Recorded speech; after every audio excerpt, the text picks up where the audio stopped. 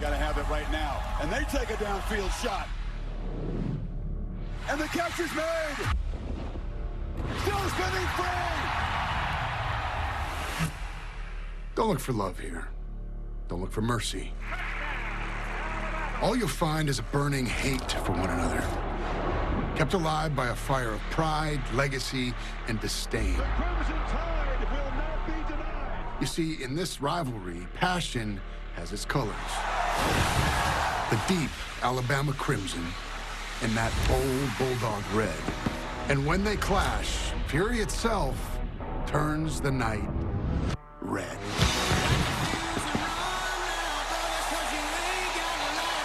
Are you kidding me? Ryan Williams, touchdown tie. Alabama, Georgia. A matchup told in battles of heartbreak and glory, a saga older than memory, yet as alive as the roar of the crowd. Nothing stands taller than this game. Got it when the clock is running. To the end zone. Touchdown! Alabama wins! Jalen Hurts, touchdown! Launching downfield, underthrown, and Georgia is going to conquer the Crimson Tide. This kid just has the it factor. The Tide, the Dogs, in a head-on collision of two champions. Another chapter in the book only they can write. The last dozen meetings have been ranked versus ranked. Northern Series can say that. Last 7 meetings, 6 of them won by Alabama. The one Georgia win was in the national championship, paying back the SEC championship loss. But it's inconceivable, really, Kirk, to see Georgia, as great as they've been, lose 9 of the last 10 to anybody. No doubt about it. And look at all. Most of those aren't even in the regular season. Only a couple in the regular season. Others in national championship, SEC championship, or in the playoff of some kind. So it'll be a different vibe in here. I want to thank Josh Jamel, by the way, for helping us get pumped up in the tees. His movie, London Calling, is now in theaters. Giving fans these wristbands a la Taylor Swift concert. And the Dogs about to barge out here between the hedges. Haven't lost here since 2019.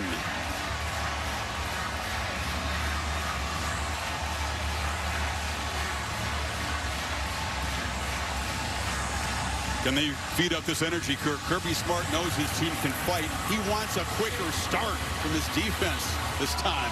They typically do when they're here at home. Ride that momentum. It starts once they come out of this locker room. This place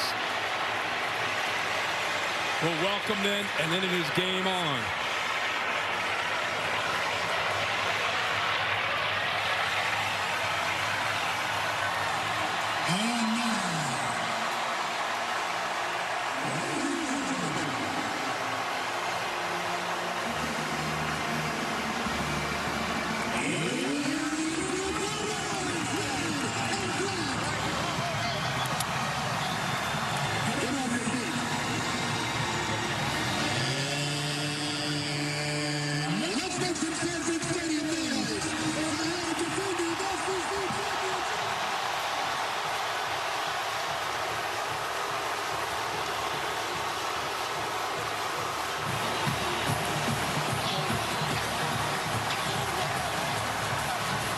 In Kirby's words, this is another defining moment for his football team. That seems to be every week in the SEC, though. That entrance, I mean, that's just college football, isn't it? This scene, Georgia runs out, and now here are the villains as far as Georgia's concerned. A motivated and focused Alabama Crimson Tide team. Got to handle a hostile environment better than they did with an opening loss to Florida State. Last year's game, an all-time classic. The Tide, of course, at home.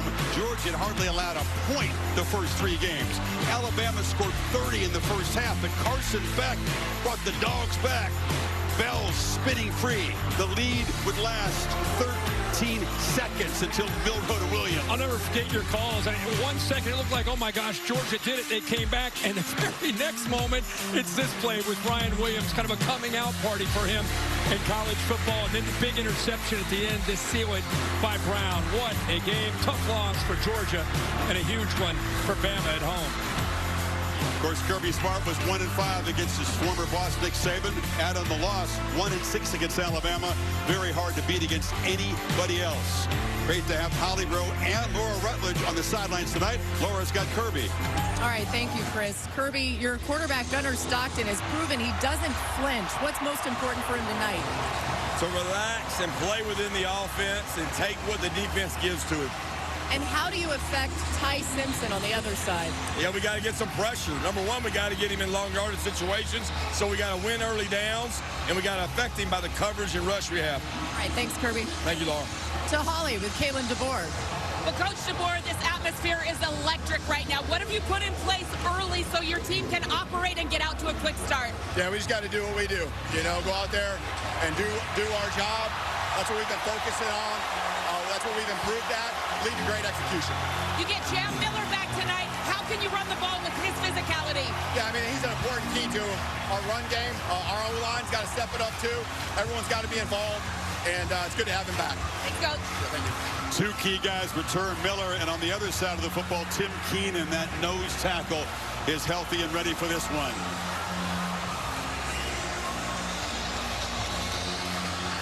DeBoer won the toss and deferred. So we'll see the Georgia offense and Gunnar Stockton momentarily. Simpson will have to wait to step into this cauldron of noise. Buckle up, folks. Always the potential to have something really, really special. Connor Talty to boot it away. Zachariah Branch, the electric transfer from USC, is deep for the Dogs.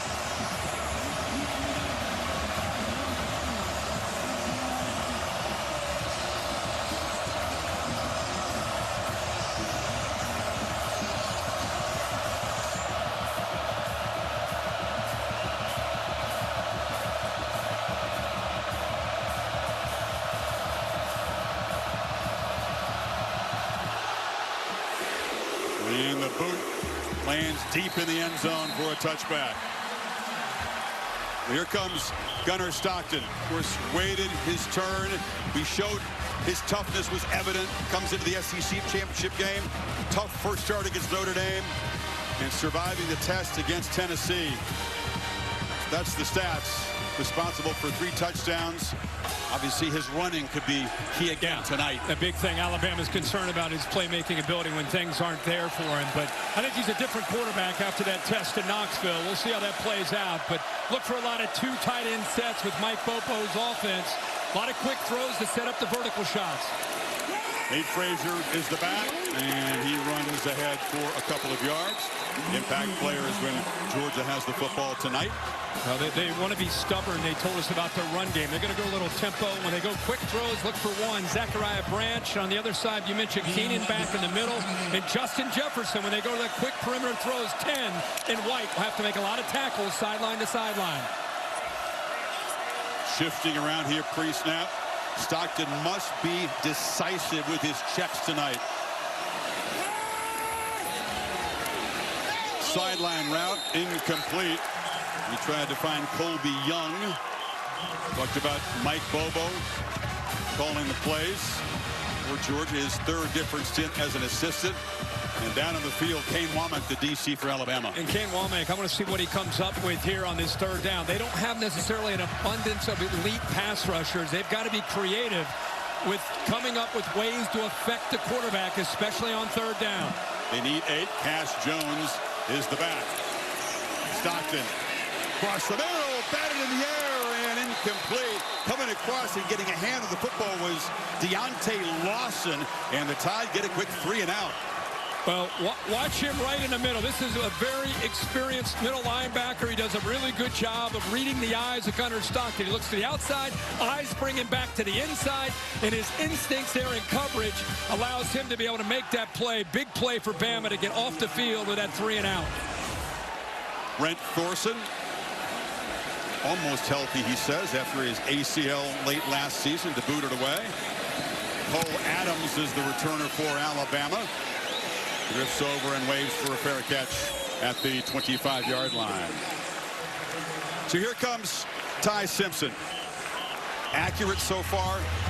When he was kept clean, including the Florida State game, frighteningly efficient. Incredible the last couple of games. He's barely thrown incompletions. 41 for 46. Look at his energy. This is what he wants. You know, he mentioned in his speech there to his team, nobody believes in us. I think that's because of the way last time they were on the road, week 1 against Florida State, he and the offense really struggled. He didn't have a lot of time. I think he's anxious to get this next test back on the road in the conference game against his Georgia team. Jam Miller in the backfield.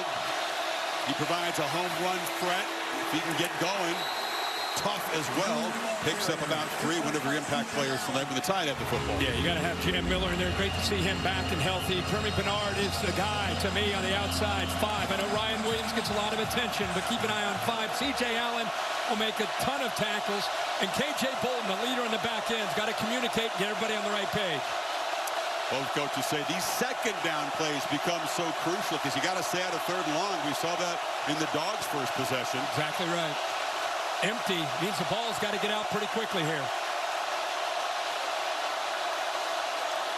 Dogs bring some pressure. Simpson has time. Launches down the middle. It's incomplete. A little too high for Isaiah Horton. He's had a nice start. He's a good compliment to Bernard and Williams. No doubt about that, Chris. And one thing he did, he had time here because of Cuevas picks up this blitz. So good job here of trying to be patient. Look at that second level.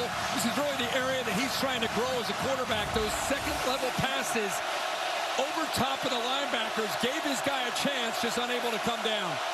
And now it's the Tide who have to deal with an early 3rd and long with the added challenge of this deafening noise.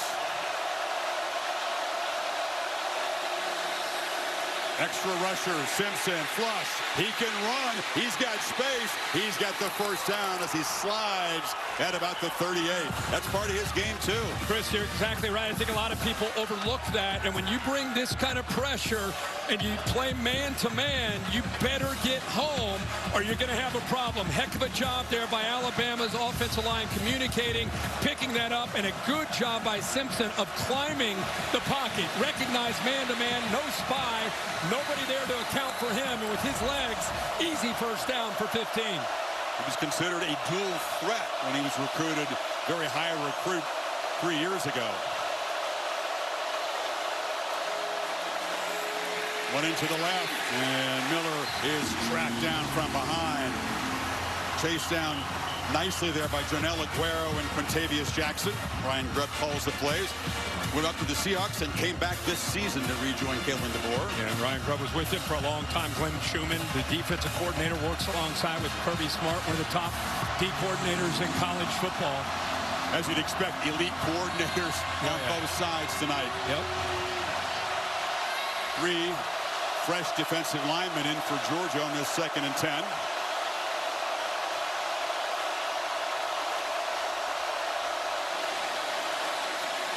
Move the pocket, and Simpson shoots it downfield. Ryan Williams dropped the football. That has been a problem for him. 3 of them against Florida State. Dropped a touchdown against Wisconsin. Very catchable ball. And sometimes you call the right play at the right time. Watch the free safety. Just move. Look at the middle of the field open up. Ty Simpson must have thought, oh my gosh, I got exactly what I wanted with 31 Jones opening up the middle. And just the superstar there, Ryan Williams, unable to bring it down for the touchdown. It's a missed opportunity, obviously, for the Crimson Tide. Yeah, difference between 7-0 and 3rd and 10. Simpson gets the ball out quickly, and there's the catch by Horton on the sidelines. Let's see where they spot it. It's going to be just short. Ryan Williams, if he does have a weakness in his game, sometimes lets the ball come play him. Yeah. Doesn't catch it in his hands. Yeah, and that's something they've been really trying to challenge him with, is be confident with your hands. Don't feel like you have to use your body. And here, that sometimes the easiest balls are the toughest catches to make. That one was a touchdown, and such a talented player. It's just maybe a case of just overthinking and thinking about the ball it's in the air. Play us under video review. Kyle Olson in charge of the SEC crew. They're going to check the spot and see if the first down was in fact made. DeBoer had the offense out there to go for it in his side of the field on 4th and 1. Yeah, and I love that they came right back and made a heck of a throw there to Horton. The ball looks, I mean, it looks, but that angle, it's made. Here's a good look at it right here. There's a really good look. Ball's in his hands. Progressive pylon cam shows you that in fact, Bill, that looks like a first down. It'll be reversed to a first down. He's got full control of the ball. Then he gets pulled back behind the line. Forward progress.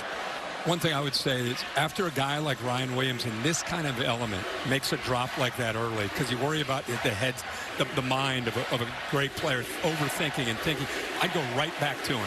I try to hit him with a hitch, get him something to be able to get that confidence back. They're going to need him at some point, obviously, throughout this game. The ruling on the field has been overturned. It is a first down. Of course, he was 17 a year ago, 18 years old. He has a very big life. He's got a big salary. He's got a big house. He's got a big family that lives with him. There's a lot going on in his life. They gave him some hard coaching recently, saying get back to the basics, the fundamentals, and hang around the building and just work on your game. Frankly, it's a surprising start because he bounced back beautifully against Wisconsin. Yeah. Came in a couple of touchdowns on long plays. Like I said, if I were them, I'd get him a way to get the football into his hands again quickly. Play fake, Simpson on the move, chased down by Aguero and almost threw a pick. KJ Bolden, the safety, was tracking back, and that was right in his hands. Boy, another opportunity here, and it's a missed opportunity. Bolton is the leader now on that back end and really does a good job of focusing in and just being a guy that you can count on. He's in great position, sinks with that crosser, drops back, and just doesn't secure the football to the interception. You're talking about one of the elite safeties in the country. That time he got the right hand up, unable to get the left hand for some reason, just not able to come up with a pick. Had a pick late against Tennessee, but got beaten deep early in that football game. 2nd and 10. Kevin Riley takes his turn to the backfield. And the redshirt freshman from right there in Tuscaloosa spins for a gain to make it 3rd and about 6 here now. Talking a lot, obviously, going to go quick, but a lot about the skill. But I think the key to the game tonight for Alabama is how the 5 up front, how do they communicate with this crowd noise and the multiple looks that they're going to get from Georgia. They're going to move around, especially on situations like this, try to confuse them, and how they communicate up there. Big Parker Brailsfield's got to make sure the center, they're on the same page. Williams is back in the game now, split far to the right. Play clock at 6. Got to hurry here. Cameron just got it snapped. Simpson lets it rip. Catch made. Horton, first down inside the 25. Kyron Jones forced him out. They pick up 24. I really think there was so much movement there with Georgia. I think they were confused. You got to reroute with a safety over top. The corner's got to jam, at least get some hands on that receiver. Isaiah Horton makes it so easy to just kind of sit in that hole behind the corner in front of the safety. If he gets his hands on him, it can disrupt the timing, but a quick free release makes that an easy executed play there on 3rd down for Alabama. And the three-headed monster makes him really hard to stop. He's a big body. Horton, 6'4", transfer from Miami. Initially comes from Nashville, plays the Rome Odunze spot. You want to go back to DeBoer's offense in Washington. Tide on the move. We'll take a timeout here. Ryan Williams has thrilled us in his brief career with highlight plays, but this has become a story this year. The drops against Florida State were crucial. A lot of over the middle. Yeah. Was he feeling footsteps there? And then he dropped the touchdown late. Wisconsin had a comfortable lead, and then this play just happened tonight. Yeah, the only thing you can say is obviously more than capable of making all those catches. You just wonder in this new era that we're in with NIL and the expectations that come along with that sometimes these guys overthink and put so much pressure on themselves. 10th play of the Tide's opening drive here, first down. Big fella Caden Proctor came in motion. Number 74, an elite, massive left tackle. Offense, number 26. It's Miller with the false start, but Remains first down. Proctor's a good enough athlete. They can get a little creative moving him to different spots. Well, kind of like Trent Williams in the NFL with the 49ers. You can move him like that, like a big tight end, and then you can run the football to the right with a moving 360-pound offensive tackle on the move. Those pre-snap penalties were an issue in Tally. Will it stall this drive? 1st and 15 now. Williams in the slot to the right side. Miller is the back. And Jam makes a cut and earns about 3 yards before Raylan Wilson knocked him down. This is a little thing here, Chris, but just something I keep an eye on. And watch 2 here come in motion. You got a safety coming up. Just watch this. It's a chance to hit the safety, kind of olays him. So a little thing like that, but if I'm watching film and I'm a teammate and I see that, I don't like that. You got a safety coming down, lower your shoulder and blow him up. Behind the 6 on 2nd and 13 now. Jeremy Bernard in the backfield. Now he motions out. Dogs bring pressure. Bernard's got it on the edge. And he's got some blockers. Jeremy Bernard, one of the best players on this football team, the former Husky, weaves his way to a 1st and goal. Well, good job by Bernard, but again, I don't mean to pick on Ryan Williams, but you got to give me a little bit more than that. Thank goodness Bernard is gifted with the ball in his hands after the catch. Everybody wants to talk about Ryan Williams. To me, it's really more about Bernard and Horton in this offense as we sit here, whatever the date is in 2025.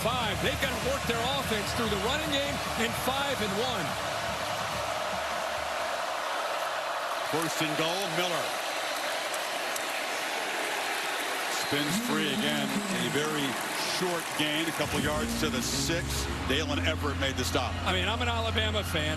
Can you ask for anything more than this kind of start? A 3 and out, you get the ball back, even though you have a drop touchdown pass. This offense is putting together a very nice drive. It's a 12-play drive already. It'll be the 13th play coming up. Now, can they finish with this kind of opportunity now in the low red area down to the 6-yard line? Been efficient so far this year. 15 trips, 12 touchdowns. But it wasn't against Georgia's defense. William Sanders and extra offensive lineman on the left side. They got to hurry. They need to spend a timeout down here. Some disorganization. Simpson came up to the line, but there was no time to make those adjustments. Second timeout they've had to burn because of miscommunication with the operation. So 2nd and goal for DeBoer's offense when you come back.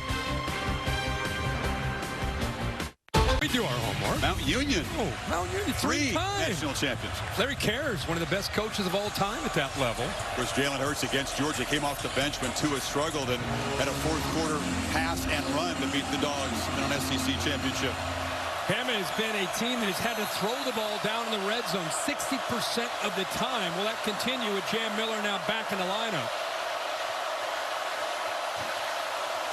It's Horton who comes in motion. And it's a low throw, incomplete.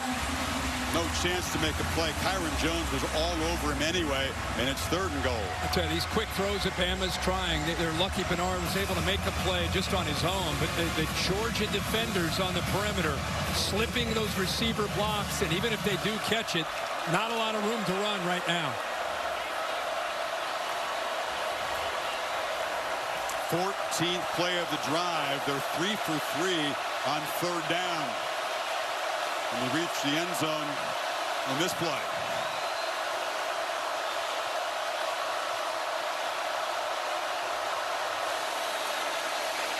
Zipped across. Oh, touchdown! There's Bernard out of the slot. And a marathon march. The Tide draw first blood between the hedges.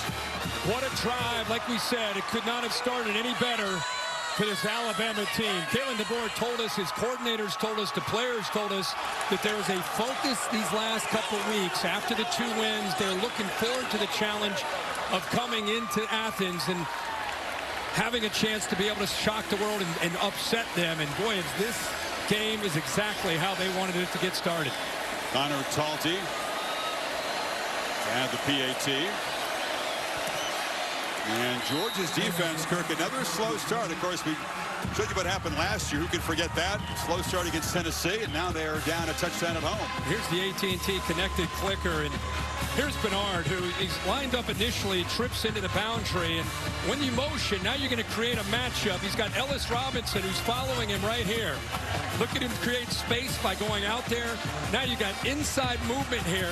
Here's man-to-man right here on the tight end. That clears, and now you got the open space right there for the touchdown. Good job of timing that up. Good job of waiting to just the right time for that tight end to clear with K.J. Bolton. And that's an easy inside release. Look at his eyes, right on it. What a drive by the quarterback and by this offense on that 14-play drive. Yeah, it's a tough assignment for Ellis Robinson, man-to-man against Bernard, who can do it all. See, line up in the backfield. He's run for a touchdown this year. When they tell us he's probably the best football player on our team, that's all you need to know. That was Ryan Grubb, but he made it slightly biased. I talked to Kalen about it as well. I mean, it's one of those guys, he can play safety, he does this, he blocks, he's got great ball skills. They did say with a week's practice he could go play on defense. Yes, says it all. Zachariah Branch from the 4, and he's tripped up. The Tide fly down the field. That's a nice play to get there very, very early by Latsir Brooks, the wide receiver.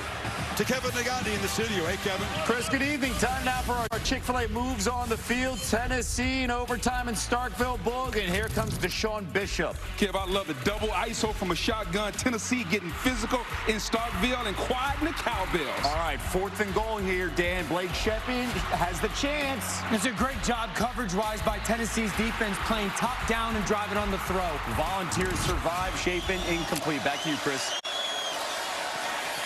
All right, Kevin, Stockton on the move on 1st down. Zips it to Young on the sideline.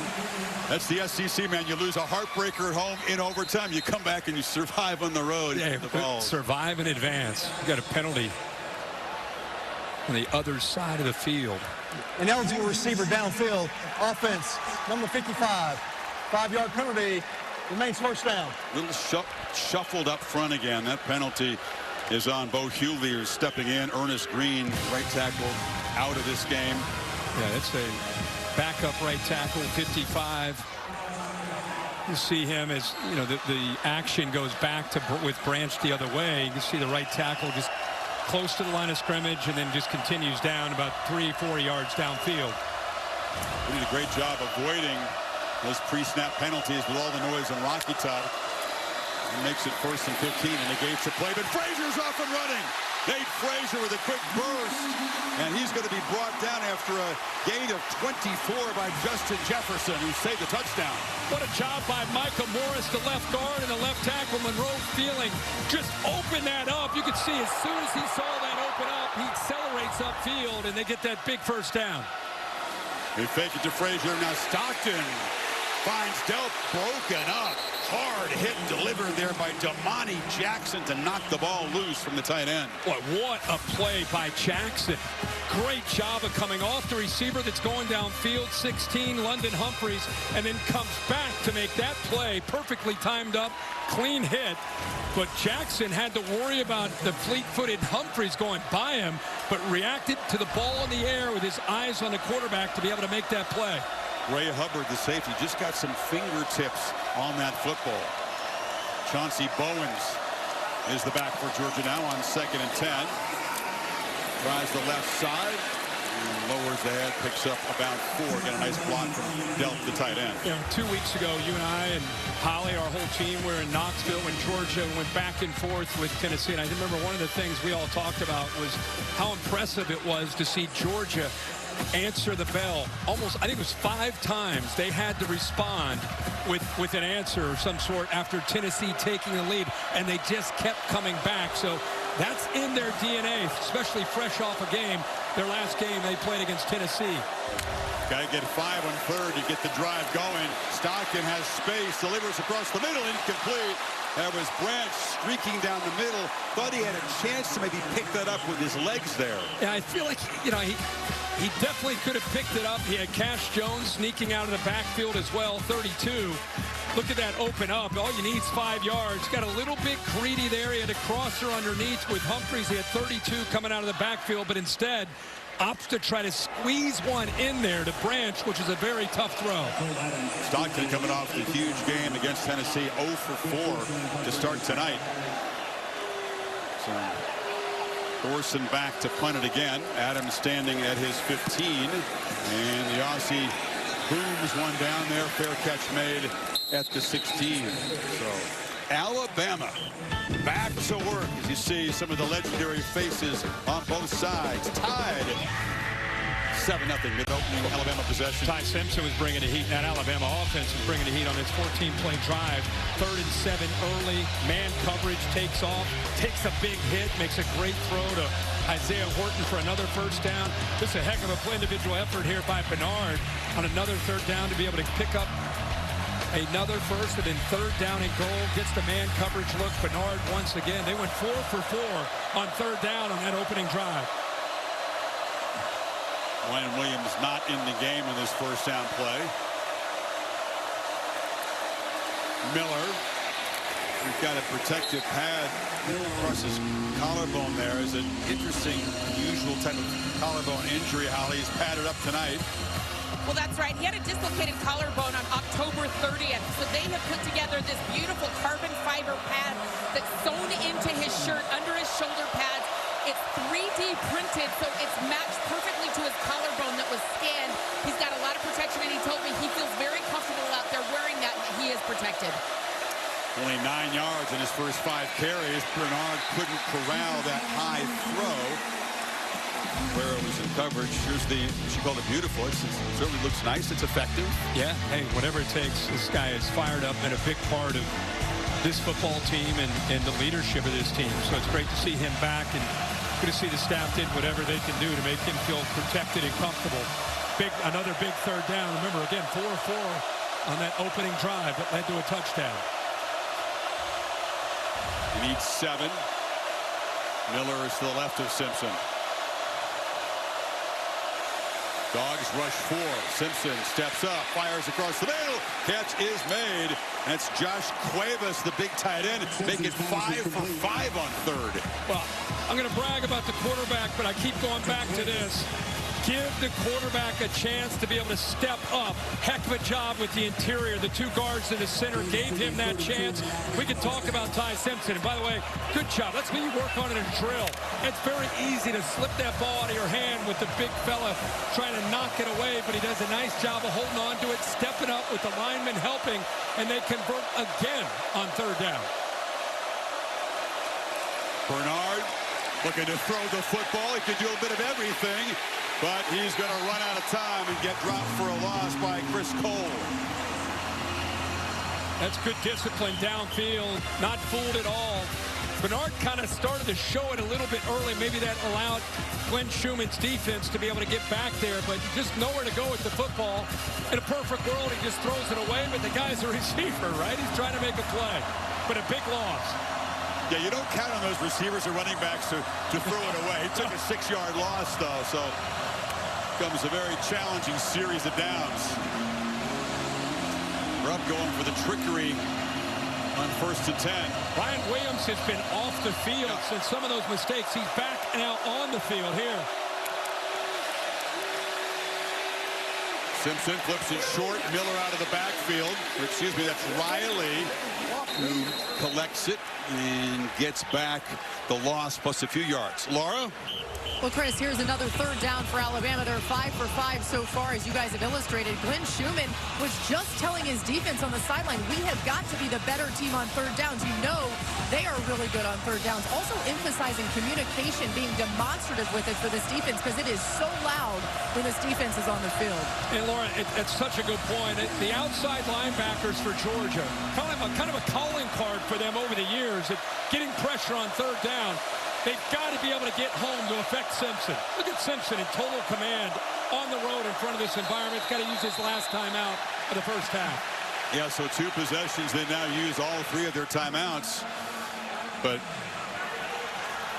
can tell that, you know, they're trying to be very multiple. They're trying to put Georgia's defense in stress with a lot of shifts, which is what the Boar is known for. Yeah, and that time the tight end Cuevas, 80, was a transfer from Washington, just not on the same page. You saw he had to go all the way up to him, kind of pat him, move him back over to the right. So that's the aspect of playing on the road in any environment, especially here in Athens, where you just got to make sure everybody hears every call and everybody's on the same page. In my opinion, so far early, 15 doing all he can to offset this crowd noise and really lead this offense.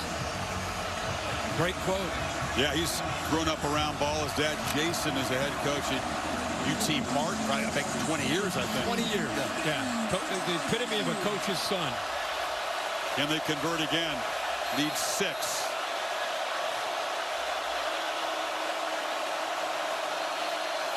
Plenty of time on the play clock to shift and adjust protection. Here comes pressure. Simpson off the back foot, delivers a throw. Williams makes the catch. Doesn't quite, or does he have first down yardage? You're spotting at about the 43. Picked up 7. It's going to be enough for another conversion, Kirk. Yep, great job. Watch the center go to his right to pick up one linebacker. There's Jam Miller right there. That's part of what you miss with 26 being out. Ability to pick up that blitz. And now you get a chance for Ryan Williams to make a play. And good job of fighting for those extra couple yards to get the first down. That'll weigh 2. Bernard lined up in the backfield here. Now motions out. Simpson again has time, and it's Bernard underneath. Catches it in traffic. Another thing that he does very well, Aguero makes the hit. Picked up 5. Just a little wrinkle by Ryan Grubb. We keep talking about the versatility of 5 Bernard, and you don't always have to line him up out on the perimeter. That time just put him in the backfield. Another way to get the football into his hands.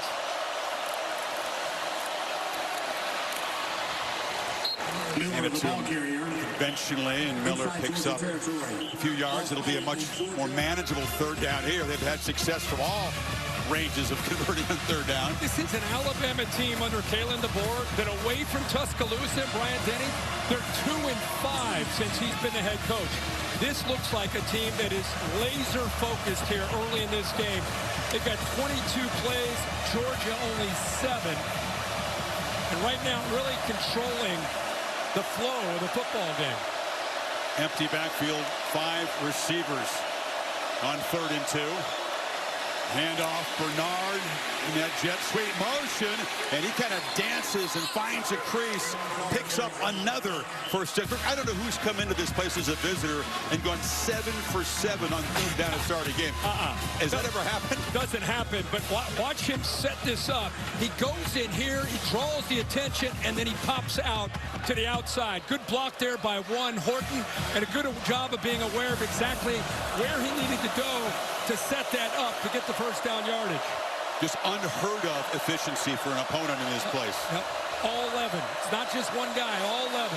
Deep drop. Simpson looking across the middle and delivers a strike. And the tough catch made by Lazir Brooks. Took a blow that picks up 19. Well, I am such a fan of what we're seeing right now from Ty Simpson. How comfortable he is with his rhythm.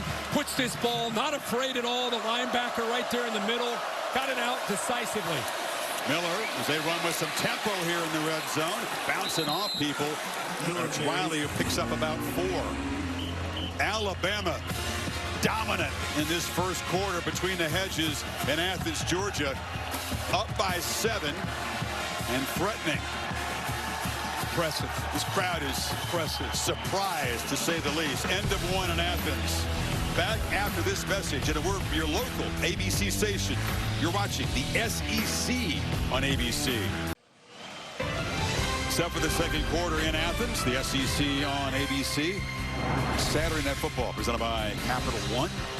Alabama has come on the road, executed beautifully, and is now trying to add to a 7-point lead. Georgia ran just 7 plays, made 1 first down, had 31 yards in the first quarter.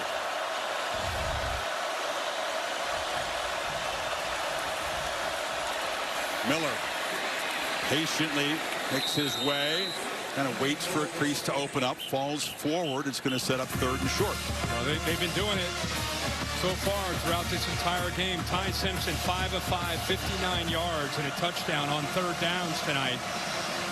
See if the line can give him time again. Going to try to run for it. Miller, can he get the edge? He does, and he does get the 1st down. Jam Miller, welcome back. They have missed him the first few games. Good job here again by this offense, mixing up looks, mixing up the personnel groupings, keeping this Georgia defense on its heels. Expected maybe a quick throw. Instead, they run, bounce to the outside, get the yards. Big Gabe Harris unable to keep the edge there, and the Tide with a 1st and goal. Fake it to Miller on the run. Simpson launches end zone. Touchdown, Isaiah Horton. And the Crimson Tide. Unbelievably efficient start on the road here for this offense. That's another 14-play drive, and what you'll love to see is watching Horton work back with his quarterback. This is incredible, almost like it was designed. Watch him stop, feels the defense, and then works back to the left, and Simpson locates him for that touchdown. Almost looked like they wanted the defense to fast flow, and then Horton just goes immediately back towards the middle of the field, and Ty Simpson, who is just in a zone tonight, locates him for that 2nd touchdown pass. Who does this? Back-to-back 14-play touchdown drives from Alabama. 8 for 8. Remember that pep talk Ty Simpson gave his teammates about using the adversity, the hatred around them as fuel? Can't use it better than they have in the first 16 minutes of this game. 2 long touchdown drives, efficient, and Kirby Smart is down 14-0 at home for just the 2nd time ever. Here's the playbook brought to you by Modelo Kirk. When you start a game with back-to-back 14-play drives, you flatline a stadium on the road, and that's what they've done. This guy has been in a zone, in command, making checks before the ball is being snapped, making sure protection's on the same page, throwing accurate passes. Here's the latest touchdown pass to Horton. And then when you went to break, this is what was happening here. He's down here talking to the kickoff team. He's talking to the defense. This guy is locked in. And think about it, Chris, you bring up a great point. The whole world turned on them outside of that locker room after week 1. And this team is clearly rallied around Ty Simpson and each other. Stockton in Georgia, great pedigree coming from behind, though. They won't panic here. And Zachariah Branch dancing for about 8 on the far sidelines. Well, now it's about Georgia. Mike Bobo, the play caller, staying calm. 13:50 to go in the 2nd quarter, down 14. You're still sticking with the playbook, which means getting the ball out quickly to Branch. Still trying to find matchups where you can win downfield. And they got a great group of receivers that can get downfield. Bama's been tough. And yes, they lost at Florida State, made a couple big plays, but they're very good at limiting big plays so far through 3 games. Chauncey Bowens busts loose, sprints down the sidelines. Zamani Jackson couldn't corral him, and the Dogs in business now. Well, right now you have 2 true freshmen on the right side of this offensive line. How about that? 2 true freshmen going against Alabama. Look at the big fella, 73. Gaston does a nice job along with Delp, the big tight end. And this is a Georgia team that when they went to Tuscaloosa, if I remember, they were down 28 and fought back to take the lead. So they know what it takes to get back into any game. Yeah, their last game at Tennessee on the road, down 14. Stockton loops the throw. Wide open is Colby Young for a touchdown. How's that for an answer? Can't be surprised, can you? Right on cue. Alabama rolled the dice. They've been blitzing some safeties. When you do that, you don't have anybody back there to help out. It's one-on-one. And we just said how they have got guys who can go downfield. This is a slant and go. The eyes of Damani Jackson were in the backfield. No safety behind help. And an easy route by Colby Young and Gunnar Stockton to be able to make that throw for an easy touchdown. Peyton Woodring for the PAT. That was a tough 2-play sequence for Jackson. Missed a tackle on the perimeter, then gets beaten deep. And Georgia in a minute 13 takes it 75 yards in 3 plays. No surprise, the Dogs quickly respond. Lead cut in half here, early second quarter.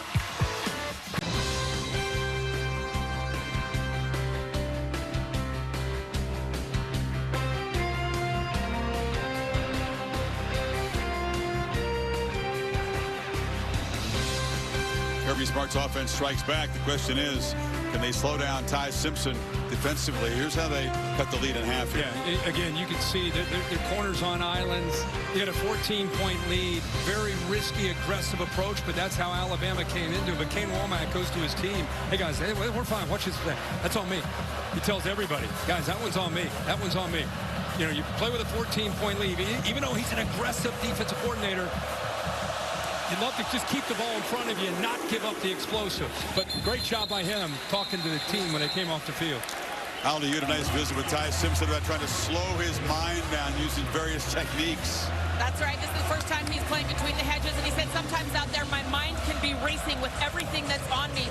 They did a team box breathing meditation workout this last week, and he said, I've been using it on the sideline. 4 deep breaths in. You hold it for 4 breaths, 4 breaths out. It calms the autonomic nervous system. He said it's really been helping him slow his mind down so he can be sharp and fast on his progressions, but not racing in his mind. Holly, I try that when I wake up at 2 in the morning. Yeah. I try to do that 4 and 4 and just getting that Zen moment. Doesn't work for me. Doesn't work? No. Simpson looking to throw on first down. Flips it a screen, and that's Riley. And Riley's loose down the far sideline. This guy was a 5th string back in camp. He just patiently climbed up the depth chart, making a big impact. And I love the call here on 1st and 10 because look at Georgia. They're bringing pressure. Good job of baiting them. Now you got the convoy in front. But watch, they got a chance to make this tackle right there, and it's missed by Ellis Robinson, who's known as a cover corner. But you got to make that tackle in the open field. But a good play call. Good job of the lineman getting downfield. A good tough running there by Riley to get positive yards into Georgia territory. Interesting call is screen. You know the defense is going to be all fired up off of that touchdown, and they use that aggression against them. Tied right back in Georgia territory. Bernard in the flat, gets a block from Ryan Williams. To give him credit, he did a good job on the perimeter that time, Kurt. Yeah, you sit on the bench, and you know you're going to get the attention of players. It's Ryan Grubb, who Chris just mentioned. Has been with Kalen DeBoer throughout much of their coaching careers together. After Kalen DeBoer went to Tuscaloosa, he decided to stay in Seattle, work for the Seahawks for a year. Things didn't work out, so he's back now working with Kalen DeBoer. And I'll tell you, he is off to a great start himself, with a real good feel of what to expect from Kirby Smart and Glenn Schumann from this Georgia defense. 2nd and 8. Tide don't have any timeouts left. Play clock winding down to 3. And they hand off to Riley, who's slammed down at the 45. It'll be another 3rd and long. And the Dogs get off the field. The challenge to run between the tackles against Georgia's the movement. So much movement, slanting and angling. That time able to slip off of the blocks. Dogs still trying to get adjusted over there. Some confusion on the defensive side. Simpson has time and now rolls and fires incomplete. On the far sideline, delivered a bullet, but Rico Scott couldn't work his way, and they finally are unable to convert on 3rd down after going 8 for 8. Yeah, I'm with you, Chris. I saw the same thing. Georgia just trying to get on the same page. Simpson looked that way. I think he thought he maybe had an opportunity with miscommunication. He's really locked in on 11, Rico Scott, but Scott did a pretty good job working back to the ball, but finally Georgia gets Bama off the field. That's his first really inaccurate throw tonight, a fastball that was way outside. So Blake Dowd trying to pin the Dogs back, boots a line drive, which is bouncing and fielded on the bounce by Branch. Apparently had already signaled a fair catch, and he'll have the ball at the 6 to start. 2 Monday Night Football matchups. I'll be with Lewis, Dan, Katie, and Peter down on the Dolphins and the Jets, Bengals and Broncos at 8 o'clock Eastern time on ABC. I know Cincinnati fans are fired up to see if they can keep it going, get it going rather, against Denver. I know they're Anxious that the Cincinnati Reds are up 6-2 tonight. Work that in. Yeah, had to work that in. Had to work that in. Anxious Dolphins and Jets fans. Something's got to give. Somebody's going to get a W. All right. Stockton off that electrifying drive minutes ago from the 6. Feeds Nate Frazier, who's knocked down after a short game. Holly? Developing situation for Alabama at defensive end. Q Rusaw, their starter, is out right now being evaluated for a lower leg injury in the locker room. His backup, Tamarian Latham, suffered a bad injury Tuesday, has been in ICU in the hospital. I'm told he's back home watching this game. According to Deontay Pierre is in there right now, guys. He's a talented pass rusher, but Clay Rusaw is a key part of this defense, so we'll try to get you information as that story develops. 2nd and 8. And off inside, Frazier. Fumble the football, and Alabama recovers it. Lawson fell on the football. Bray Hubbard, who is a playmaking safety, knocked it loose. Wow.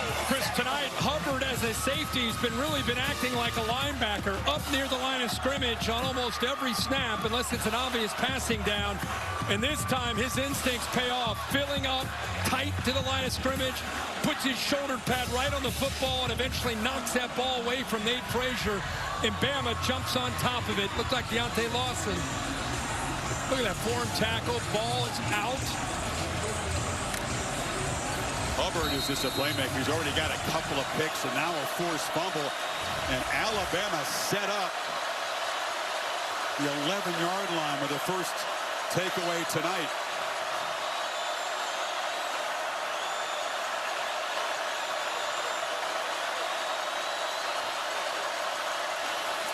Miller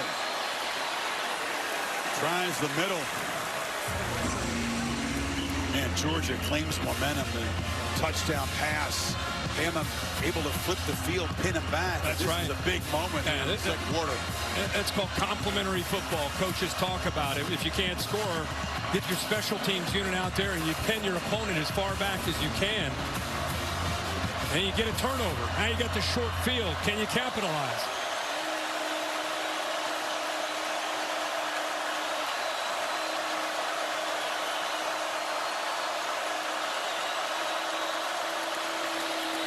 Miller again as they test the middle of that Dogs defense. You said how tough that is. K.J. Bolden, the safety, came downhill to make the stop. It's going to be 3rd down. Yeah, much like we saw with Bray Hubbard, K.J. Bolden down inside the 10-yard line. He is basically acting like an extra man down, like another linebacker. Nobody able to climb up to him. So yet another 3rd down for this Alabama offense. 8 of 9 to open up this game on 3rd downs. 35th play they have run already, midway second quarter. Miller in the slot to the left. Simpson looks to the right, fires end zone, battle for the football, incomplete. Looked for Bernard. It was broken up by Ellis Robinson. He had a tough start to this game, made a nice play there. Yeah, Ellis Robinson, we talked about how he has got great cover skills. You practice this all the time against your own receivers. Get in phase, get into the face, and then get your head turned around and be able to get that arm timed up perfectly to knock it away. Doesn't get much better than what Robinson does on that back shoulder fade. They trust Bernard in those contested catches. He's got great strength. But Robinson makes the play, and now Connor Talty on for a chip shot. And the Tide convert the fumble recovery to 3 and stretch the lead to 10. The feature back in this offense, Nate Frazier. Do not expect him to make a mistake like this, but the Dogs defense stands up and keeps Bama out of the end zone. So Alabama, 7th takeaway of the season. They have yet to have a turnover. Ashton for 3. Lead back to double digits. And Branch will leave it in the end zone. Laura, was a bye week for the Dogs, but a big moment for Gunnar Stockton last weekend. He's a humble guy, as you know, Chris, but he did get a lot of recognition getting his jersey retired at Rabun County High School. They're in Tiger, Georgia. He said it was great to be back with so many people who loved him so well, getting to catch up with some people as well. He's a man of few words, though, Chris. He wanted to just get right back to business, and we were trying to give him some credit for getting the jersey retired. Yeah, but his big smile said it all, didn't it? It's about 90 minutes north of here. Very northern part of Georgia. Handoff. Branch looking for room, but losing yardage. Trapped back inside the 20. Yhonzae Pierre is a twitched up pass rusher. Got there in a hurry. He sure did. You just talked about him, you and Holly, and boy, he's taken advantage of these first few weeks, doing a great job of rushing the quarterback, and now being asked to make more plays on the early downs. And that time did a really good job of looking into the backfield and getting through a potential double team to be able to make that tackle for a loss. I always ask the coaches, who are your most explosive, twitched-up pass rushers? He's not on the 2 deep, but that was the first name they said. Pierre Stockton zips it. And the catch is made by Colby Young, who shows that strength after the catch and muscles for a first down across the 35. Picked up 17. Yeah, that's exactly what you want to see from a receiver. They say this entire group is the most unselfish group maybe on the entire team. Here's an example of the effort and attitude led by Colby Young, 6'4", 215, makes that catch, and then fights for another 5 or 6 yards through Bama defenders. Second year at Georgia, has battled injuries throughout his career, but when he was down with the Canes, very productive weapon, and you're seeing why this year when he's healthy. Bowens cuts it back, leans forward for about 4. It's good to see Tim Keenan back in the middle of this defense, 96 in white. He's been out, and he brings maturity and also experience and toughness. And I'll tell you what he also brings is size. He eats up those double teams and frees up the backers to make a lot of plays, especially getting through the teeth of that defense. Eats up less than he used to. He was 400 pounds when he got here out of high school. Right. Now he's a svelte 320. Stockton delivers a strike in traffic. It's a first down near midfield. London Humphreys, who caught that huge 4th down touchdown at Tennessee last game. Yeah, Georgia hasn't had many opportunities in his first half, and that's a credit to what Alabama's been able to do, converting a lot of the 3rd downs. They've been able to possess the ball. This is only the play coming up, only the 17th play that Georgia's had here in this first half. Look at the time of possession advantage. So the minimum opportunities that you're going to get, you got to capitalize when you get them. Josh McCray, the 240-pound hammer who scored that overtime touchdown in the game as pass protector. Stockton flush, and he'll be sacked. It's a short sack, but Edric Hill got him.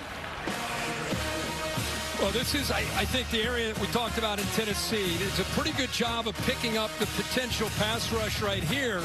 And watch how he's got time. There's really no need to get out of there. He's got time, and that's the area I think you're going to see Gunnar Stockton, the more experience he gets. He's so used to relying on his legs to make a play. You got to trust it, go through your progressions, and get that ball out. Handoff inside. Bowens busts loose. Chauncey Bowens galloping down the sideline, knocked out inside the 10 by Jackson. Picked up 43. Chris, watch the 2 guards, 56, Morris right here, and watch 63, the freshman. They just pushed the entire Alabama defensive line, just flush them down, and that opened it up for Chauncey Bowens. Morris is a veteran, 5th-year senior, and 63, Dontrell Glover, a true freshman. Both do a great job of giving 33 a chance to hit that crease. Bowens, a big man that has that gear. First and goal, Dogs. Quick pitch to the edge. Catch made. Nice hands catch by Zachariah Branch, who spins down to the 5. That's an RPO, or if you get a chance and you've got a 2-on-2 matchup, they want to flip it out there because they trust Zachariah Branch to make a play. We saw that in the Tennessee game. It led to a touchdown. He can either hand it off, or if he's got the numbers, flip it out there. He decided to flip it out, got a few yards.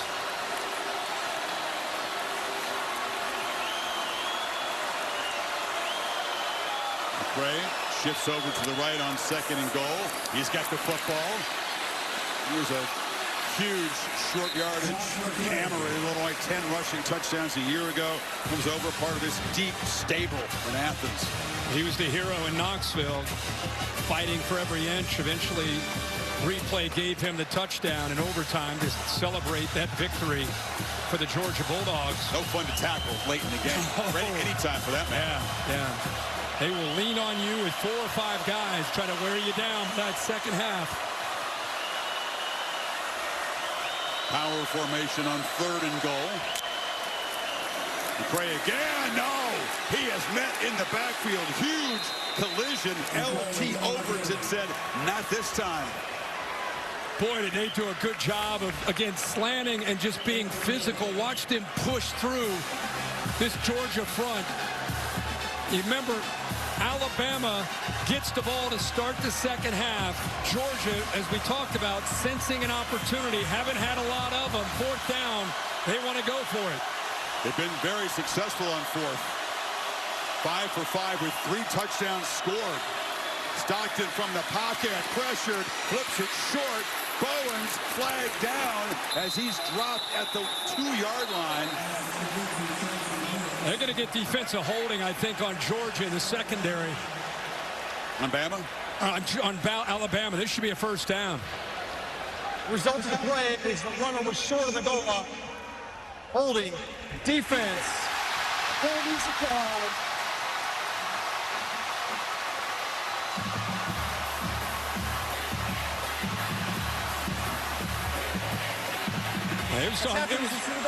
Automatic 1st down. It was on Xavier Brown, who is locked up one-on-one.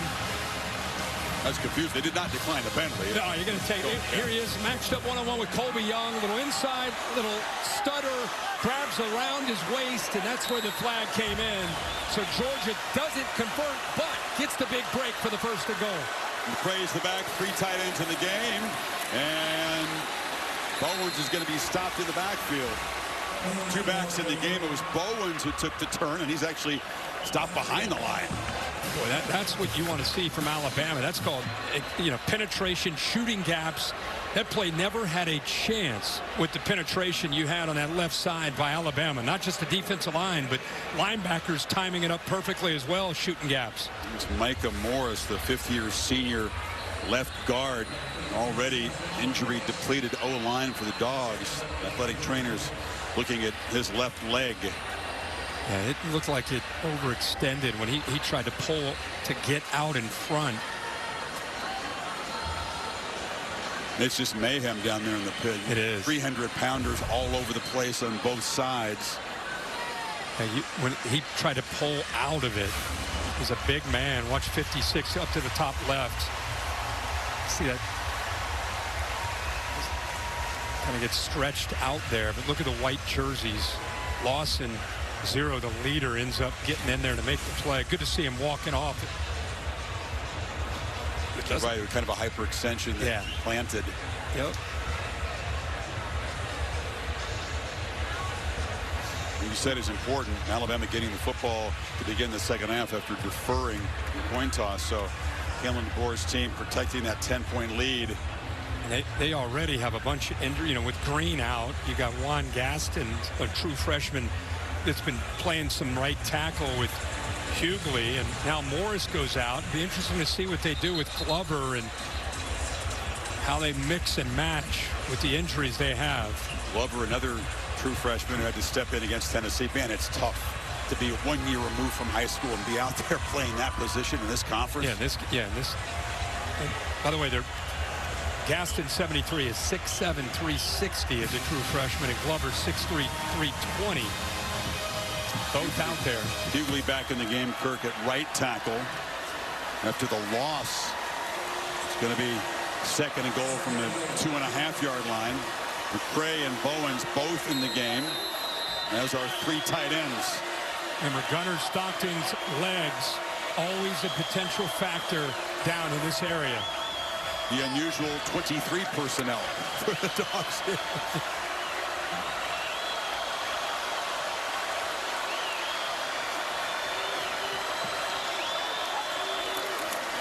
On the pitch, Walking in for the touchdown is Bowens.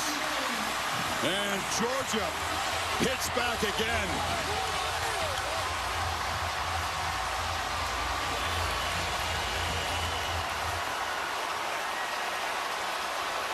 It doesn't matter what Georgia goes through. This is a team in 2025 that'll make adjustments, keep their poise, and never give up. They just keep fighting. That's what Kirby Smart prides himself on, and this team has shown that. They showed it in Knoxville. They've shown it tonight here at home to get back into this game. 75-yard drive, 11 plays, almost 6.5 minutes, and a 3-point game, 2 away before halftime. It's a big score, and you're going to see Delp, the tight end, work his way over, give him an extra body to be able to pick up a nice block there. Really, it's just once they get the seal block, you can see Seven also lucky involved. They're just really walked into that corner for an easy touchdown. But again, a great response from Georgia after they gave up 3 after their own fumble, come right back and put 7 on the board. Who's got the hot hand? A number of guys do, but tonight it's Bowens, who's averaging almost 14 yards on his 6 carries, already 82 yards rushing, had the big 43-yard sprint a few minutes ago. And that old toss sweep to the boundary. Georgia fans love to see that. A lot of great tailbacks over the years have scored touchdowns on that kind of play. I saw it firsthand with Garrison Hurst when we played Georgia in a bowl game. They just walked to the corner. Herschel Walker, Terrell Davis. I mean, the list goes on and on. Kickoff's going to sail way past the end line. So let's see, with 2:08 to go, knowing they're going to get the football to start the third quarter, knowing that Simpson's been hot, what do you do here, Coach? Well, you got no timeouts. You're going to play with some urgency probably once you pick up that first down. But this quarterback, let's face it, I mean, as far as first halves go, on a road in this environment, couldn't have gone any better for Ty Simpson. He's in total command. Let's see how he works here in this 2-minute drill. At the very least, try to get in the field goal range. Let's go with the 2-minute timeout. Williams in the slot to the right. Now he'll move out in between the tight end. Testing the middle again. And C.J. Allen wrestling Riley down, and that'll take us to the 2-minute timeout. So the Tide pick up 2 to get this possession going. And they threaten to add to this 3-point lead. Kevin, thanks. Good to see Orlovsky in there, my old buddy. He didn't do enough. He's lacking. Let's throw him in there with you guys on Saturday. Ryan Williams on a reverse. Williams scoots quickly for 11. Just 1 catch after the early drop, but picks up 11 on the ground. Yeah, another way of trying. We saw that with Bernard a little earlier, just trying to find ways to get some of their speed, get their hands on the football here, able to get a first down, and on top of that, get out of bounds. Still no timeouts. Minute 54. No, you don't have to be in that NASCAR urgency, but obviously you got a quarterback who's in his 4th year, even though he's in his 1st year as a starter. He's seen this and understands what needs to happen, but the operation not clean. They can't call a timeout. They're down to 9, 8, 7. The play's under review. They're going to take a look at this to see if he got the first down or not. Okay, great. That explains, Bill, why they were standing around. As you said, you don't want to take a 5-yard penalty here. Let's see where Williams crossed out. Football is behind the marker when the foot hits the paint. Yeah, about a half yard. So instead of a first down, John Allman, the replay official, you figure a quick review to take that back. And on one hand, he's keeping that ball to the outside to protect himself from the ball getting batted. But wouldn't you love to see, once he turned the corner, awareness of where that first down marker is, and just, you know, as you're going out of bounds, just kind of stick it across that line to get the first down, just to make it crystal clear. It'll be 3rd and 1, perhaps less than a yard for DeBoer's offense, assuming they do reverse this call of a first down. You know, you mentioned not NASCAR. Tempo is something that has given Georgia, like all defenses, trouble. Certainly Tennessee, whenever they cranked up the tempo, and nobody plays that fast, we're able to really trouble Georgia. The ruling on the field has been overturned. The runner was a yard short of the line of game. It'll be third down. Ryan Grubb did say he would use it tactically tonight. This is where you want to use it tactically. Not that blazing tempo, but you got a quarterback that's in a zone, a quarterback that understands down in distance, not taking a sack, throw the ball away. Tricky part is not having any of the timeouts left.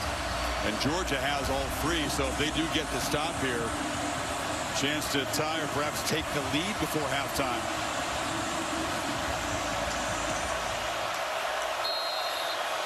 Miller and Bernard in the backfield along with Isaiah Horton. And on the perimeter, it's a trick play, and it works. Interesting third one as Bernard flips the pass to Horton. Two guys who've scored touchdowns tonight combined to move the sticks. Well, first of all, you give a different wrinkle with the formation that you pointed out with Horton in the backfield. So you're hoping that maybe a linebacker doesn't pick him up. Then you flip it to a receiver who wanted to throw one earlier. This time he got his wish, and he got to be able to throw a pass for a first down. Clock moving. Minute 35. Alabama still in no hurry. Four-man rush. Simpson has plenty of time. Pumps, and now he's going to flush and roll and fire across the middle. And wide open is Williams, who makes that catch over the middle. And he's in Georgia territory at the 45. Boy, Ryan Williams did such a great job of looking around to see exactly where the defenders were, and he just kind of settled right in the middle in that big kind of open spot there, that window, to give his quarterback a chance to make that throw. Simpson with the rush honing in on him very quickly. Chris Cole making a beeline for the quarterback, affected the play. Chris, watch Ryan Williams right here to your right. Watch, he's running his route. Not a great route, but watch his head. He kind of looks around, then he just settles right there.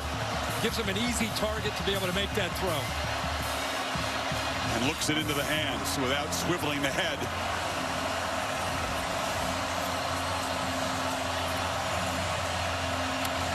So Williams back in the fold, involved in this drive as a ball carrier and a pass receiver. Alabama again has to be efficient, but at the timeout, the play clock down at 3. And just get it snapped. Simpson dumps it off in traffic. Brooks makes the play, and let's hear Brooks is still running. Poor tackling by the Dogs, and Brooks busts free down inside the 25. That was Dalen Everett who couldn't corral him.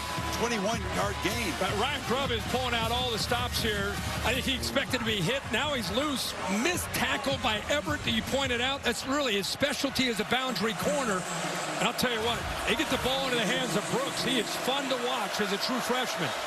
He went out of bounds, so Georgia able to kind of slow things down. And a lot of big bodies. Now they'll spend a timeout on defense here. Man, this is just... See him say, we got to wrap up. That's what he just said to Everett. Just good stuff, Kirk. I mean, we talk about, putting these two teams on the field, and there are high expectations for drama and something that's potentially unforgettable. We saw that last year, and here they are again, trading blows back and forth, and now another opportunity for Bama to stretch the lead, and Georgia's got to step up on defense. Well, they have to, because Bama gets the ball again to start the second half, but I do think this is a game that it's just the way these brands are. It's going to be, it's like a heavyweight fight that these two are sitting in the middle of the ring, and they're just taking swings at each other. Neither one's going to back down. They know not just that pride's at stake, they know what's at stake, especially Bama after a loss to Florida State. They feel like this is a must-win kind of game for them. But Georgia does not want to give up a touchdown here. They've got 53 seconds. They got the ball at the 23-yard line. Their whole goal was to disrupt the rhythm of Ty Simpson, and they've not been able to do that very much at all in his first half. Conventional run game really hasn't worked well so far, but a lot of creativity from Grubb and a lot of playmakers involved, and a very hot point guard so far in Simpson. Miller is the back here. Simpson straight back against the four-man rush. Again, rolls, fires on the move. Flag down in the secondary as Bernard made the catch. Forced out of bounds inside the 20. We'll sort the flag out. It looked like it was a hold in the secondary. Defense, number 6. 10-yard penalty, automatic first down. Well, Dalen Everett. Everett missed a tackle, and now he ends up holding Ryan Williams, who was on a route ahead of where the ball went to Bernard, right to the right there. He just gets grabbed and locked up. Good catch by the official. Bad break for Georgia. Bama, forget the field goal. 46 seconds. They have moved the ball right down the field. You're right, Kirk. 62 yards in less than a minute and a half here without that timeout to work with. We're looking for that 2-for-1 score here and get the ball to start the second half. Bernard stacked in the slot to the right, and they move an offensive or a tight end out there, and now Georgia saw that little wrinkle. Cuevas was going to go out. There's going to be 4 guys for Alabama on that right side, and they spend it. Kirby knows this is a crucial part of this game. It sure is. Ryan Grubb, what a job of preparing his quarterback. What a job of mixing up different looks. You're right, they've not been able to run the ball. You know, only 53 yards running, but because they have a quarterback that's seeing the field so well, they mixed up those looks. I mean, how many different guys has he thrown to? 1, 2, 3, 4, 5, 6 different targets have reception in this first half. Interesting, Kirk. A couple of years ago when Grubb was there, they threw it for 336 a game with Milroe. He goes to the Seahawks last year, not in the top 50 in pass offense. Now he comes back, and you're seeing why he and Kalen DeBoer have been linked so closely throughout their careers. A lot of evidence of success. I think a lot of people panicked after they saw the opener against Florida State and said, what the heck's going on with who's this quarterback? Who's the new coordinator? I think these last few weeks, we've seen a very different Alabama offense. Another little wrinkle here. Moving Cam Miller. They go empty. Miller's out to the left. They got Caden Proctor, the big tackle on the left side. They're going to throw it to him. Big fella. Barreling downhill. Proctor muscling down near the pylon. Are you kidding me? Oh, I feel so bad for Kyron Jones, the poor safety, 31, that tried to come up and make a tackle. He just dove at his ankles. No chance to bring the big fella down. Watch 31 come up here, Chris. He sees 360 pounds. He just dives, misses. Look at the big fella, keeping a balance. How about that? We got backs and receivers blocking for the tackle, the role reversal. But right on cue with Ryan Grubb and the wrinkles and the different looks. First and goal without a timeout. Little urgency here to get it. Proctor's over here, Chris. Simpson on the move. He's going to keep it and score. Creative, efficient. And Simpson says, hush now. Alabama stretches the lead before halftime. Another 75-yard drive. It started with his pregame speech to his team. You can see the Georgia fans, they don't know what to think right now. But everybody better pay attention to Ty Simpson, quarterback at Alabama. This guy's not only a distributor. He may not be Jalen Milroe running around with that kind of speed. But I'll tell you what, if you don't account for him, he's going to make plays with his legs. No doubt. And add to the list of playmakers, a 360-pound tackle, Caden Proctor. That was fun. Flag on the PAT. You practice stuff like that.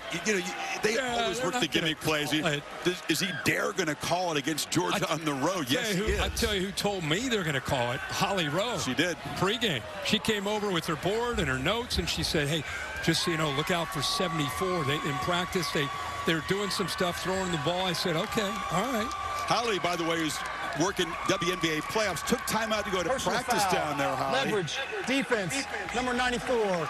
He's throwing the back end of the opponent. That 15-yard penalty will be assessed on the kickoff. The kick is good.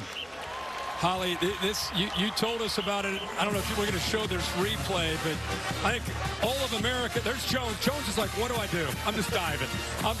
I got no shot against 360 pounds. I don't know if he was a running back in Pee Wee.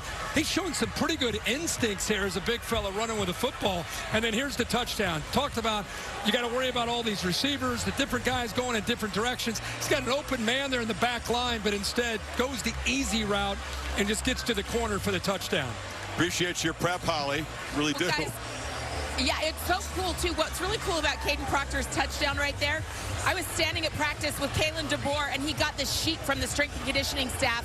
Caden Proctor has been on a 9-week weight loss goal, and he achieved that goal on Wednesday. He's down to a svelte 359. They're rewarding the big fella with that nice touchdown run or touchdown catch there. So I thought that was a cool story, too. Yeah, great. Yeah, Holly, after 9 weeks, you got to reward him, right? That's great. Exactly. Yeah, he sets up the touchdown. It was a rough start for him, okay? He's a road grader as a run blocker. His pass pro was not good against Florida State. He gave up a lot of pressures in that game. And I had a point to prove. Worked hard on trying to clean up some of that stuff. I think he's got size 21 shoes. Those are big feet to get moving. Probably an E, too. Kick goes bouncing down there. Branch will be swarmed at the 12-yard line. Again, here's a reminder about this guy who wears the C in his jersey, but is a first-year starter. Simpson getting his guys ready to go to battle here in this hostile environment. It's us against the world. Everybody in here wants us to lose. Hey, I got something they don't know. I got something they don't know. I got the Crimson Tide on my back. Huh? I got the Crimson Tide on my side. Go do what we do today. Hey, let's dominate every aspect of football. You got me. You say those words and then you back it up. It's only 30 minutes, but you back it up. People start paying attention, including guys in your own locker room start paying attention. It's one thing to do it against inferior opponents. You carry that kind of fight onto the road in an SEC game against a rival like this and play like that way. Yeah, words are awesome. Deeds are better, right, when you back it up. 192 passing yards for Simpson and a rushing touchdown in the first half. Check it down there. Chauncey Bowens is going to be knocked down by Lawson. I got news for us. This game is far from over. I mean, it's one thing to be hyping up what's going on, but we got 30 more minutes, and we know what Georgia does in the second half and how they can fight back. Remember what they did last year in this game when they were trailing at half. And so many other matchups. It feels like the first half just really sets the stage for the 30 minutes to follow. Yeah. Holly? Well, Coach, your offense is off to a great rhythmic start. What stands out about Ty Simpson's operating this offense? Yeah, he's doing a great job seeing things, seeing the pressure, stepping up and making throw, especially when we need him critical times. Thank you so much, Coach. Let's check in with Laura with Kirby. All right, Kirby, how would you describe the way that first half ended? When it ended or the way the whole thing went? We can't get off the field on third down. We got no chance to get off the field on third down. They're executing better than we're playing, and their quarterback's really hot, doing a great job. We can't get off the field on third down, but the end right there, we didn't play good 2-minute defense. They drove the ball down, made a big score. All right, thanks, Coach. Thank you. Chris. Yeah, you can tell Smart disappointed, but as he knows, his team fights back like nobody, and a 10-point halftime deficit won't make them flinch. Halftime in Athens. Tied up by 10. The Ford halftime report. Back to Kevin, Booger, and Dan in the studio. Another classic in the making, perhaps. Welcome back to the SEC on ABC. Saturday Night Football on ABC, presented by Capital One. Part of the SEC All Day, presented by IHG Hotels and Resorts. Alabama struck quickly. 2 long touchdown drives. Georgia, of course, fought back. But Dogs, with that 33-game home field win streak on the line, find themselves down 10 at the break. Alabama gets the football, Kirk. Over the years, we've seen Kirby Smart be the master of halftime adjustments to kind of get his defense going. What can he do tonight here to turn this around? Well, I think first thing you have to do is get back to your bread and butter, which is defense. They have not been able to get Ty Simpson and the Alabama offense off the field. They've got to be able to get them into obvious passing situations, which means you got to bow up on first and second down and get them to those 3rd and 7s and 3rd and 8s. Again, if you're just tuning in, Ty Simpson and Bama, 9 of 11, and a quarterback unfazed, no pressure at all, thanks to that offensive line play.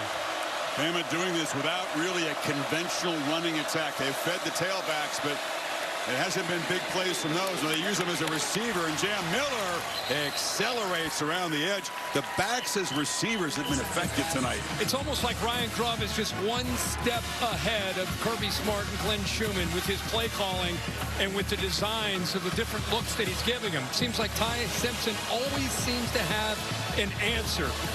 And they start the second half with his first play, getting Jam Miller out in the flat there all alone for a first down. The 7th different pass catcher now in this game. Spreading it around.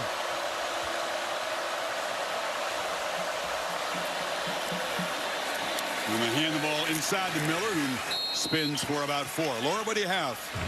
Well, Kirk's talking about defensive adjustments for Georgia, and Glenn Schumann, the defensive coordinator, has been really emphasizing the D-line, telling them they have to do anything to get in Ty Simpson's face, to make him uncomfortable, saying they need to help out the back end by affecting him as quickly as possible, and noting they have to do it fast because he's getting the ball out so quickly. It's an athletic defensive front, not as big as some other recent Georgia defenses, but they like these guys. Yeah, 52 Miller right in the middle. He's the anchor. He's got to be able to be the guy that kind of sets the tone and makes a difference. Bernard in the backfield. They hand it to the receiver. If you could even call him that, he's just Mr. Everything. And he scoots around the edge for a first down in Georgia territory. Holly, what do you have from the other side? Well, as Kalen DeBoer's team was coming out of the tunnel, he stood there and met every single player as they came out onto the field, and he was yelling at them, move with purpose, mindset. That has been their theme all week long, whether they were going from a meeting to a film session, move with purpose. He wants them to come out with that same mindset that got them off to a good start early in this game. One other note, Quay Rusat is out for the rest of the game with a lower leg injury. One of the edge rushers in that Alabama defense. Thanks, Holly. So first down, tied quickly in Georgia territory. And they hand it off to Kevin Riley, who's playing an important role tonight. He picks up about 4 on first down. Yeah, good job. You got 2 backs now that Miller's healthy to be able to keep them both fresh. What I'm seeing here, I saw in the first half, they're attacking the edges. Whether it's jet sweeps to Bernard, whether it's quick throws, they saw Jam Miller out in the flat. Attack the edges of this Georgia defense. Riley motions back in. They hand it to him. And Sutter steps, falls forward. A short gain there will set up a third down. We'll see if the Tide can continue the incredibly efficient conversion on third down. They were 8 for their first 8, 9 for 11 at this point. And the reason it's been able to be effective is they've averaged about 5 yards to go on third down. So they've been staying on schedule for the most part. But even when it has been obvious passing situations, again, let's not forget to continue to talk about the play of this offensive line and the consistency they've played with throughout. The communication has been outstanding, especially on the road here in Athens. Stayed in the huddle a long time. Play clock down at 2. Simpson zips it, complete across the middle. Caleb Edwards is a true freshman tight end that they think has a big future. Picks up 17. Watch the head of Simpson and watch him move the linebacker with his eyes. Moves him, comes right back. Easy throw because of the job that he did in manipulating the coverage. Knew exactly where he wanted to go. That passing lane opened up, and the true freshman Edwards makes the catch for another conversion on third down. He's a large human. He's a basketball player as well as football. 6'6", one of 7 guys they signed out of California in the most recruiting cycle. It's a departure from the past, big time. From the 25. Simpson flips it short, and that's down there all over the screen as Miller is knocked down behind the line of scrimmage. Play made by Justin Williams. Heck of a play by Justin Williams. He's a rotational linebacker that'll come in occasionally for C.J. Allen. They get him out there. He's small, but plays with great instincts, and we saw it right there. Georgia does their job. They haven't done it often, but Bama behind the sticks here. Another interesting formation.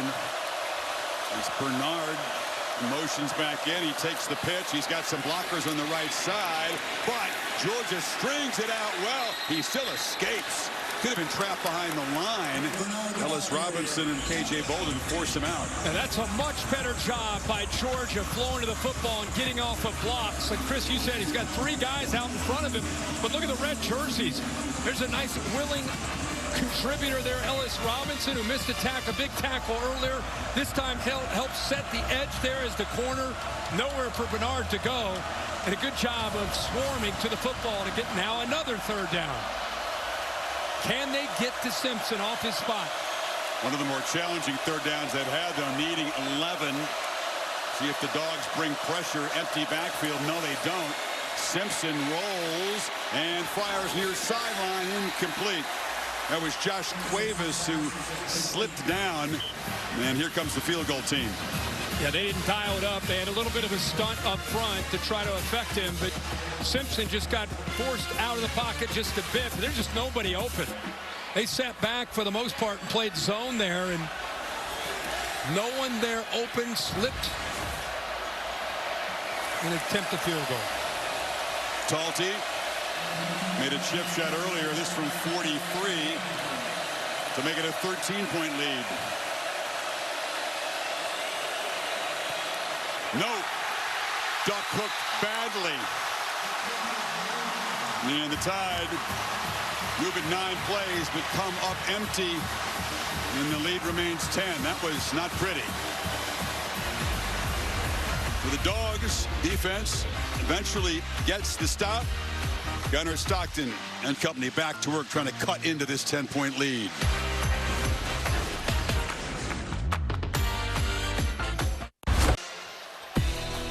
Coach Prime and the Buffaloes at home in Folsom Field, which has become a pretty electric atmosphere in these night games. Underdogs against BYU, the 2-2 Buffs. That's over on ESPN. Yeah, this will be a good one. They had a nice win last week. Get back home. BYU undefeated. Can't wait to get this one done. Get back to the phone and the app and watch that one later tonight. Stockton looking to throw on first. Rolls and zips it short to Bowens. He was knocked down after about a 6-yard gain. Gunnar Stockton, a quiet night so far. Doesn't mean he's not capable of any minute. He and his offense getting going. Just 7-11 for 85 yards. Does have a rushing touchdown. But the passing game has not clicked like it did in Knoxville. The one long pass to Young beating single coverage. Dillon Bell in motion. It's a reverse. Now they fake it and Bell's off and running. Dillon Bell knifing deep into the Alabama defense all the way down to the 25. The man who put Georgia ahead in last year's epic. Late. Chris, the reason this went for such a big play is the reaction by the safety. He follows the double reverse, and so he's able to cut back. That's 3 right there who went in the other direction and responded to this fake to Branch. They're so focused on Branch that they forgot that Dillon Bell has that ability as well. But a quiet start to the season for Dillon Bell, who's very versatile, as you can see, can move for a big man. Bowens around the edge, and the Dogs fighting right back here. Jackson forced him out here in the red zone. You know, sometimes it's not about Gunnar Stockton or the quarterback in the pass game. We kind of get used to that being the case. Tonight it's Georgia's running the ball. Bowens is averaging 13 yards a carry. You just saw the big run by Dillon Bell. Nate Frazier, when he's had it, over 7 yards a carry. So it's been more about the run game tonight that's really affecting Bama's defense. Bowens has it. This time they plug it up. This is a team that has different ways to beat you. It was the downfield plays against Tennessee, and then eventually the power running game late took charge in overtime. But DeBoer's defense, Kane Womack having a hard time dealing with this Georgia run game. Yeah, and Womack there, that last play, he had 9 guys up at the line of scrimmage, almost daring Georgia to have to throw the ball.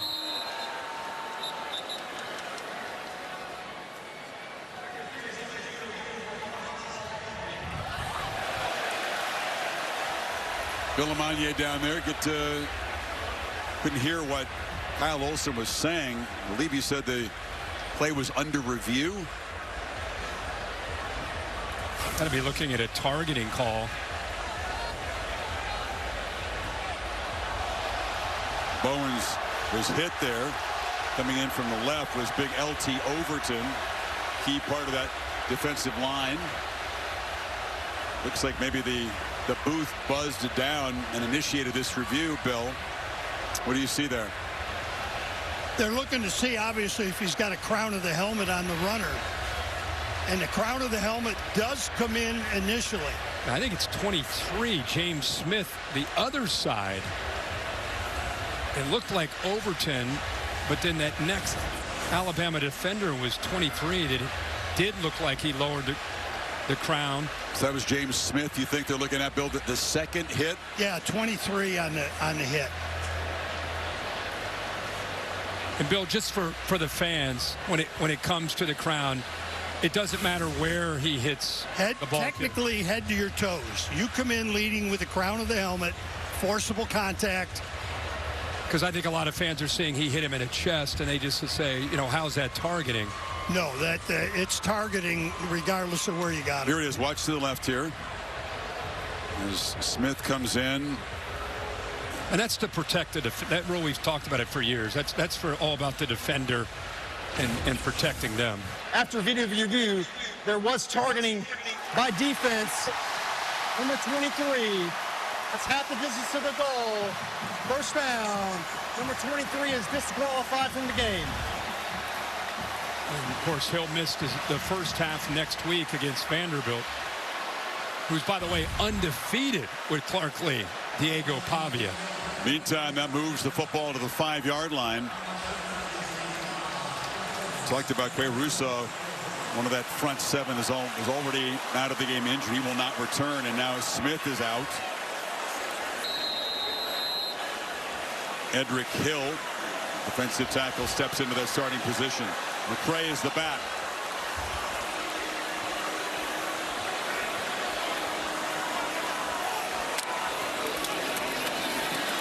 And McCray reaching for the goal line, spotted just short.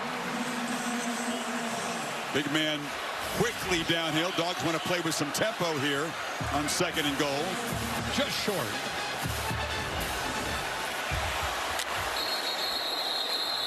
And now a whistle. This is no play. Prior to the snap, replay initiated a review of the previous play. The ruling on the field was the runner was short of the goal line. Kirby can't believe it. I mean, they wanted to play with tempo and punch it in here. John Allman is replay official. This pretty clearly wasn't touchdown. He reaches, but the ball is just short by about, you know, just an inch or two. But yeah, I'm with you. And replay's trying to do their job, trying to make sure, trying to give Georgia maybe an opportunity to get the touchdown. But he is short, and now you got the stop in action. Bama can go over and get some water, talk about it, and takes away from Georgia going with that up-tempo to try to punch it in real quick. Get the naked eye just be good enough sometimes. After video review, the ruling on the field is upheld. 2nd down. The crowd booing, but Georgia is inches away here. Real opportunity for momentum swing here. The missed field goal by Alabama to start the half with the ball. So they missed their opportunity for points, and Gunnar Stockton and Georgia, they're moving it right down in a hurry and see if they finish this drive off. This stadium will come back to become a factor in this game. They've been away since Bama jumped out early, up 14 on them. You said it. It sure has been a hurry. It's been a ground-oriented drive at less than 3 minutes to move it 73 yards. McCray back in there. Got it again. And fight stretches, touchdown. McCray and the Dogs do slice into the lead.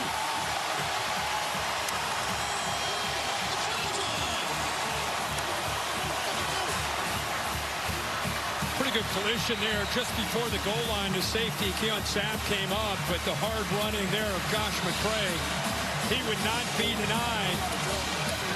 He's their short yardage goal line back. He bounces it right there's the collision. He's not quite in, but good effort. You see 41 Hill Green getting in there too, but Well, he's a handful. He fought off 2 guys.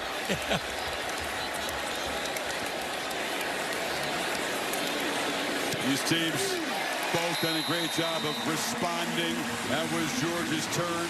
The lead is down to 3 midway third quarter. Power football by the Dogs. The flex by McCray at the goal line.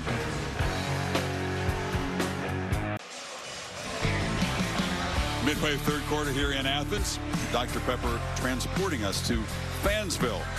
Every day is Saturday, and everyone is a college football fan.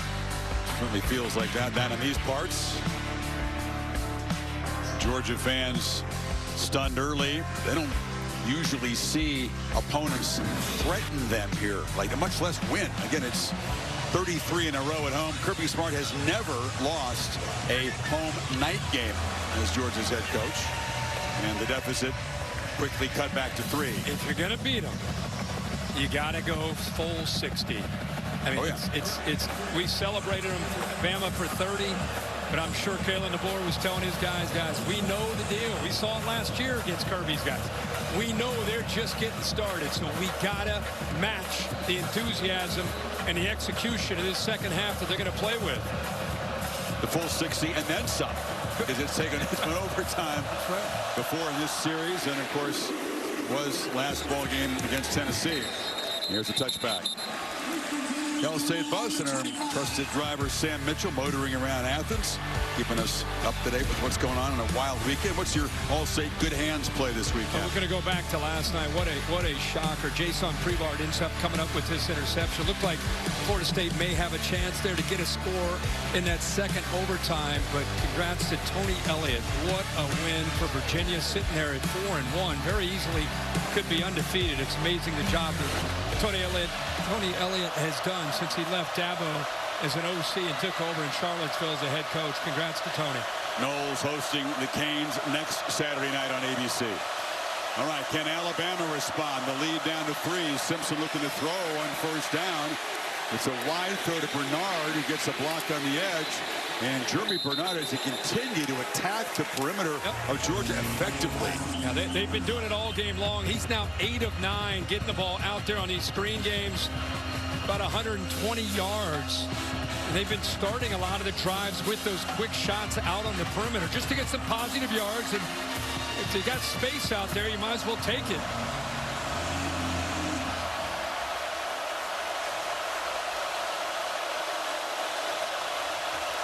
Riley in the game now on 2nd and 6. Bernard again coming across in motion. Riley's got it, and he'll be dragged down. Big tackle there. Quintavious Johnson just grabbed him and slammed him down for no gain. Yeah, but their flag came in right at the tackle, so I don't know if they're going to get a horse collar possibly, but they threw the flag right where he made that tackle. Personal foul, horse collar tackle. Defense. Yeah, it's right there. Grabs a hold of the back of the jersey. That's textbook, isn't it? And it is textbook. But, I mean, I was with you because they've been waiting on Johnson to be a guy that's more disruptive, and he's in position, but he gets the right hand up and pulls down on the jersey. So what turned out could have been a huge play for Georgia. Now they get a new set of downs for the Crimson Tide. Penalties at this point have not been a huge factor. 3 for each team. But that gets the Tide up and running here at the 44. Yeah, that's a 3rd and 6. If he just makes the tackle, now it's 1st and 10.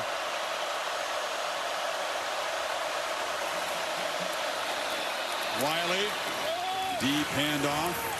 They've been pretty patient with the running game. The backs haven't really been able to bust loose yet. They continue to test the Dogs' middle, though. Yeah, well, I think that's all part of what Brian Grubb wants to do. So much is on the perimeter, but you got to be honest and still body blow them. You got to work the middle, not just work out with these different unique formations, work on the perimeter. Wiley only goes 190 pounds. He's shown some toughness running inside tonight. He's got it again, trying to get to the edge. Just follows his blockers. And he'll be knocked down about a yard and a half short of the marker. You see William Sanders is in there right now playing at left guard. He pulled around, made a heck of a block along with the center. Parker Brailsford, again, cannot say enough about the offensive line play tonight from Alabama. Again, handoff. Riley not going to get there. If anything, he lost a half yard on third down. Simpson already lobbying to go for it here on fourth. Ja'Cory Thomas, safety spot, made the play. And Thomas came up to clean it up, but C.J. Allen navigated his way through. The double team wasn't able to get up to him, and he's a big part of their run-stopping defense. This is a huge play here for both teams.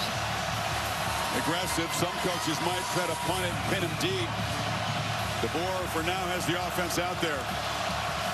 Miller is the back.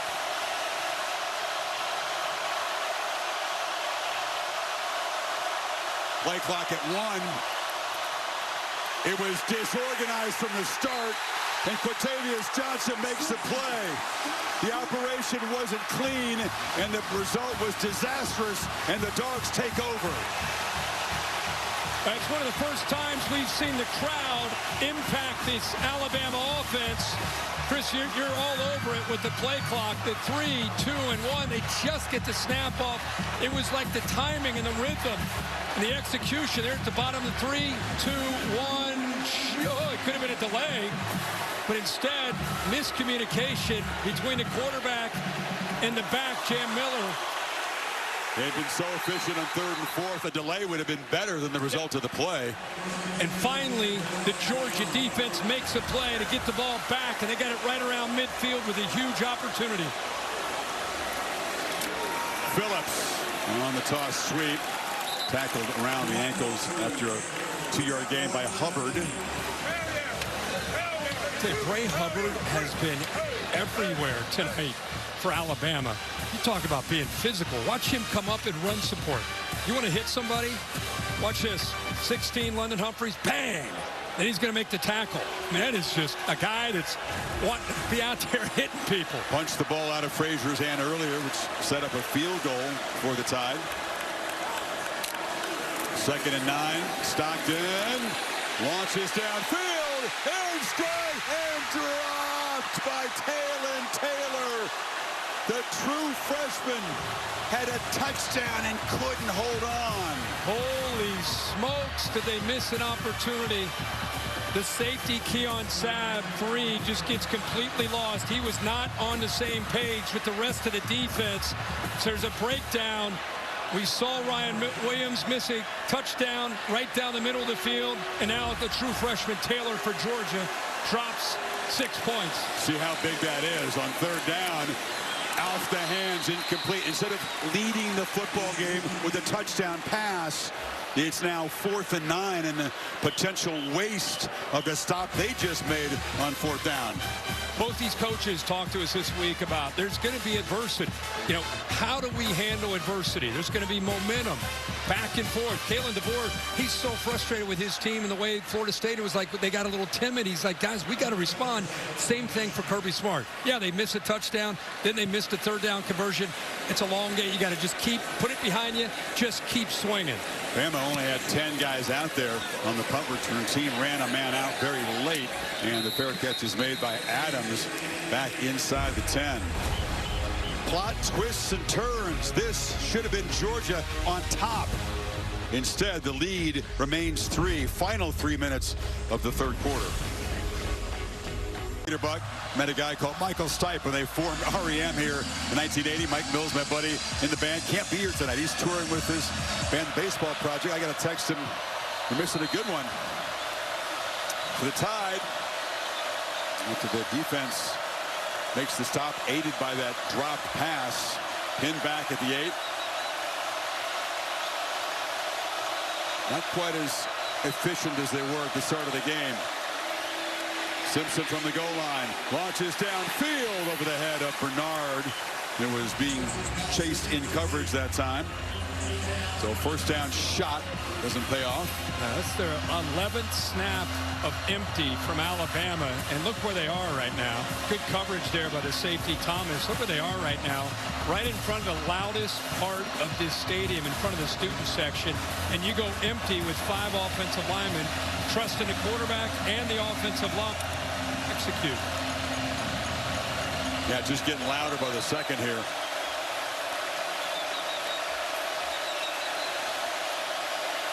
Again, the play clock is a factor here. Down at 3.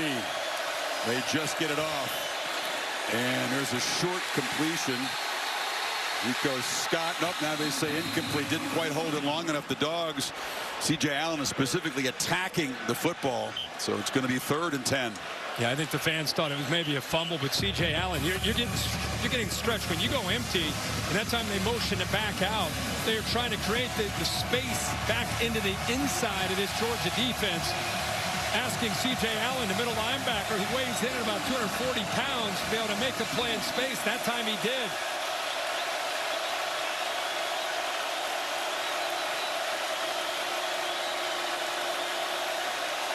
Simpson again using the clock to make adjustments from his end zone. Launches a long ball, incomplete.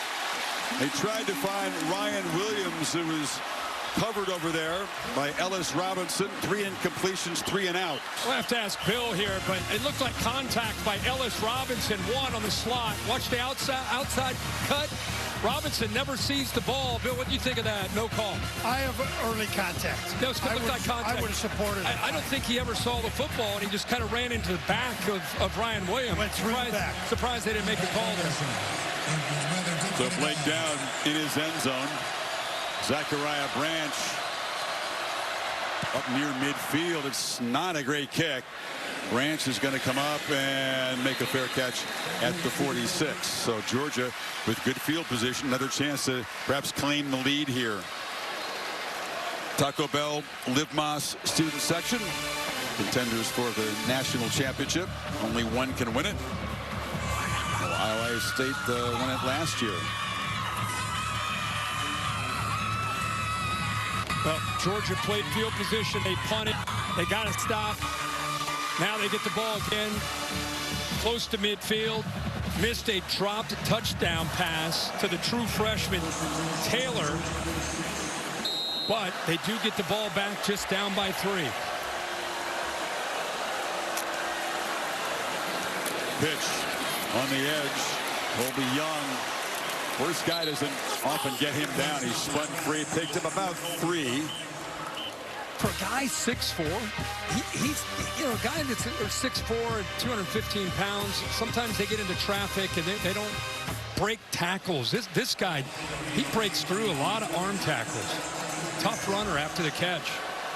With the big touchdown reception on the go route earlier. They fake it to Bowen. Stockton flushed out and tries to escape. He's going to duck down on the Alabama side of the field with Edric Hill closing in. Picked up 3. 3rd down coming up.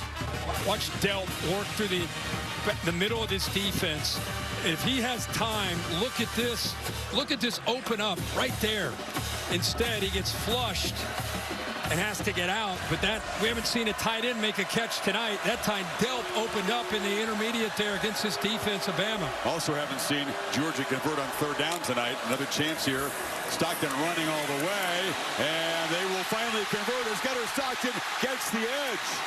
They lost contain out there. He scoots around the left end. Big game, picked up 21. Well, 10, Justin Jefferson has got to be able to work to the outside and not let that ball bounce. He gets caught up in traffic. Good job by 57 Freeling, but a quicker reaction from 10 Jefferson would have been able to allow him to prevent that big play. That's their 5th run today of over 20 yards. They got over 200 rushing yards as a team. Bowens, he's able to get the edge. Knocked out of bounds by Hubbard after picking up about 4 or 5. Final minute of the quarter now. Staying on the ground, kind of sprinkling in the pass game. Haven't had a lot of opportunities to be able to make big plays. It's such a different game for Georgia than a year ago when they faced Alabama. They faced so much man-to-man coverage, and they made a lot of big plays in the pass game in that second half. Tonight, Georgia's facing a lot more zone from Kane Womack. So they've had to rely more on the ground game. They do so again. Bowens has a hole, barrels forward. It's going to be a 1st down inside the 20. Mean Machine, the red and black, Kirk. This is a flex you've seen many times, and the fourth quarter is going to decide it. Final seconds ticking away. Georgia will not snap it. It was dominance in the third quarter. Alabama missed the field goal early.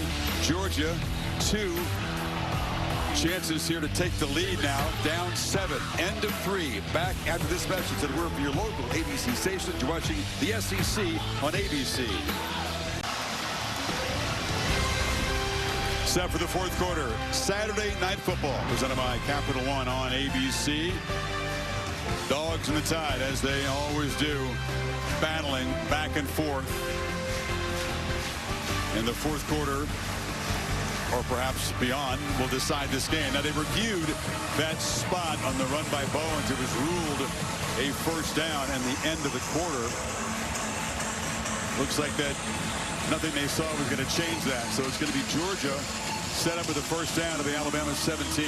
Can't help but go back to our call this week with Mike Bobo and the offensive coordinator with Georgia. And he said, I've got to be stubborn tonight on Saturday about running the football. We got to body blow them and body blow them no matter what's going on in this game. We've got to be able to lean on them and try to wear them down so we get them into the fourth quarter. All those runs start to really pay off for us. Here we are in the fourth quarter, and they've been running the ball really well.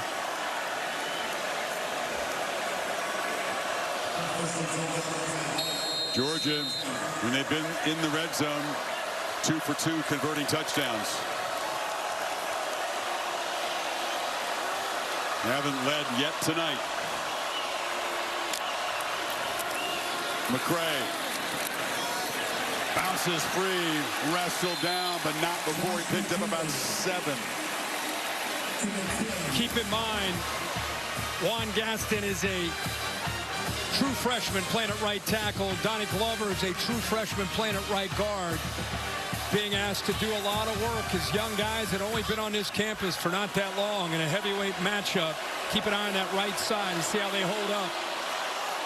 James Smith, one of the starters up front for the Tide, of course, ejected earlier for targeting. The depth is depleted a bit. Huge hit delivered in the hole there, and that time the Tide stopped him for absolutely nothing. Green met McCray and wouldn't allow anything. Yeah, we just talked about the right side of the offensive line. These freshmen, and they're very talented, but there gives you just a little small indication about how small these angles can be and how quickly these defenders from Alabama can get downhill and those freshmen on that right side. And through the smoke from the pyrotechnics at the end of the quarter, Georgia tries to convert here on 3rd and 3. Cash Jones is in the game. It's a keeper for Stockton. Stockton slips inside of a tackler. He's spotted right near the marker. Keon Sabb had a chance to drop it behind the line, couldn't do so. Where they're spotting it, looks like 4th down, Kirk. And they're going to go fast here. Here they go. Ball's already ready to be snapped. It's happening quickly. It's an enormous play. Cash Jones is going to be hit behind the line. L.T. Overton makes a huge play for this Tide defense, and they preserve the lead in the red zone. What an effort to be able to make that play. And on that right side, L.T. Overton splits the 2 freshmen that we just talked about. Could have an impact down in that red zone area. How are they going to hold up? Well, here they are. 22 is right here across from them. Splits them. Not fooled at all by the tempo. Gets just enough on Cash Jones, who's usually a 3rd down back that slides out of the backfield. How about the play by 22? Great play by Overton. Hindsight says, do you use tempo there? Is that the time to try to play fast? They didn't execute well. And Alabama from the 11. Last possession was their first 3 and out of the night. 3 incompletions. This time they feed Riley. It's been really hard to run in the middle of that Jones defense tonight. Well, Georgia, really good job at his second level. L.T. Overton earned that oxygen after that play. With the second level of this defense against this run game, taking it away. They're going to go back to that empty to try to stretch out Georgia's defense, try to create some space back into the middle. Riley split out far to the left. Four-man rush, pitch downfield, contested battle. It was incomplete. Bernard was defended very well that time by Jones. Good job, Gabe Harris, getting some pressure. We've not seen that a lot. Finally affecting the quarterback. As soon as he throws the football, you can see two defenders there. Griffin, the freshman, along with Dave Harris, forced him to get that ball out of his hands a little bit quicker than he wanted. Everything efficient and clean for Simpson early. He's cooled off, as has this Alabama offense. Need 8 to get the drive going. 4 receivers off to the left. Simpson delivers that side, and the catch is made by Ryan Williams, who takes a big blow from Everett, but moves the sticks. They sat back in zone, eyes on a quarterback to be able to react quickly. Bernard 5's been getting most of the attention, so sneak it back out to number 2, Ryan Williams, and there's the toughness. Dropped a catch earlier, had a few drops earlier this year, and then this time, when it really mattered, comes up clutch for the Tide in his quarterback. Added a little bit of weight, but he's still slightly built at 178. Crucial conversion for Alabama to try to get this offense humming again. Miller at the right edge. Again, not much. Picks up about 3. Yeah, nothing else. You get that ball away with that conversion from the shadows here on goal line and have to punt it. So you get a new set of downs. Continue to work this clock with a 3-point lead and continue to try to find, they're not going to take their foot off the gas. This is not the time in a game where you start thinking about running the ball just to run it to work clock. They're going to continue to try to find matchups that they like. Isaiah Norton, Bernard Toon, also Ryan Williams. Bernard hurt Georgia in the first half. They defended him very well lately. He moves over to the left slot. Simpson right over the middle, and it's caught out near midfield. Delivered a dart to Isaiah Horton, and they pick up 21. But with Bernard clearing this, you get the dig coming across, and the whole thing is you got to figure out where the linebacker is if you're the quarterback. You got to find that window, and good protection allows him to throw that, to find that second window. They clear the safety, create that space, and he was very decisive with his read and accuracy. That second-level throw.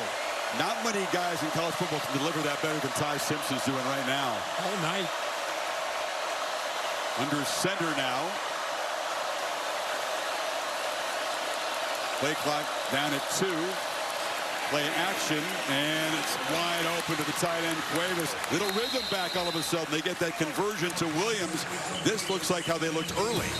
They've been running so many plays out of the shotgun. This time they get him under center. You're going to think they're going to hand it off to Riley on 1st and 10. Instead, they break that tendency, boot him out, and nobody picks up Cuevas there in that flat. So really good play call there. Caught Georgia's defense completely off guard. So important to break those tendencies in big moments. Georgia too smart if you're predictable.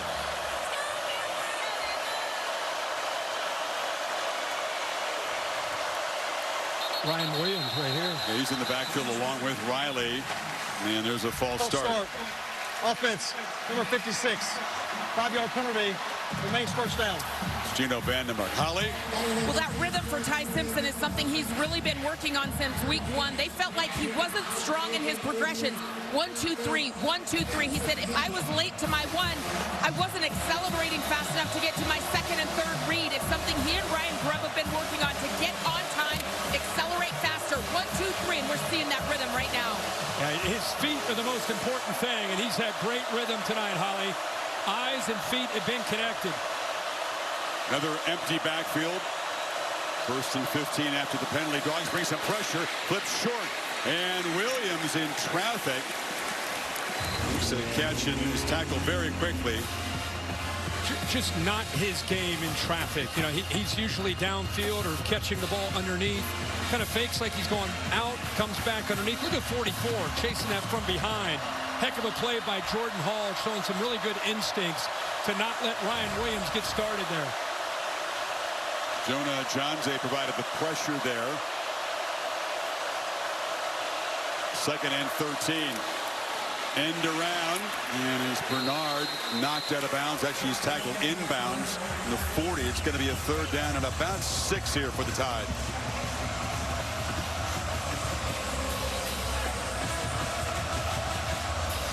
It's already been an important drive. Moved it from, as you said, the shadow of their goal line in 8 plays. Can they keep it going here? Wiley in the ball game, but not in the backfield. This kid Brooks, the freshman, dangerous. Simpson, deep drop, well protected, fires downfield, and it's incomplete. Tried to find Isaiah Horton. Well defended and broken up by Jones, and it's 4th down. But we're just talking about how he's been throwing in rhythm and doing a good job. If that ball is out now, he's got at least a chance, but by the time that ball is thrown, it gives Jones enough time to be able to catch up. You go frame by frame, you can see the left hand there grabbing onto the jersey, but a no call on the field. That's a tough thing to see. We can see it up here frame by frame, but I don't know. What do you think, Bill? That's a tough call to make in this game. Philosophy-wise, we say that's bang, bang, and leave it alone. Yep. Late down, drops that point, kicks it high, and it's going to be down at about the 5-yard line. So Alabama able to flip the field. Georgia will take over deep in their territory. 8-10. Here's the AT&T connected clicker. Go back to this play by Jordan Hall here earlier on this last drive. This is potentially a touchdown if he doesn't show the instincts to follow the center Brailsford to this screen.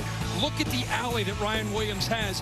If, in fact, that play is not defended as well as it was, look at that alley. He has blockers, but because Hall came off of the rush, made that play, showed the instincts, that play gets blown up and eventually forces Alabama to have to punt the football back to Georgia. It's a great look at a play that could be overlooked, but could have been game-changing. Big time. He not made that tackle. So Georgia from the 5. End around to Branch, and the speedster contributes to the run game by picking up close to 10, getting the drive going before Sabb forced him out. How much fun is he? I mean, we always expect Ryan Williams to be the fleet-footed receiver in this game when he gets his hands on the ball, but Zachariah Branch coming over from USC. We saw him mainly as a return specialist at SC, but Georgia's done such a good job of utilizing his skills as a receiver, especially on jet sweeps like that or just a quick screen game. Quiet night so far, but he can change that in a hurry with his speed. Handoff inside. Bowens bouncing off people. There's a flag in that offensive line area.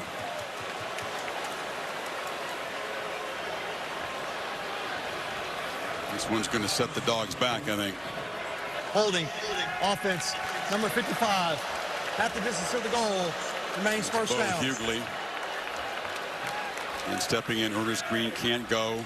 It's been mix and match on that offensive front. Yeah, Gaston's been in there. Hughley's been in there. That time an obvious hold there by the right tackle. So they had, well, they had the big play by Branch to start the drive. Looks like another positive play.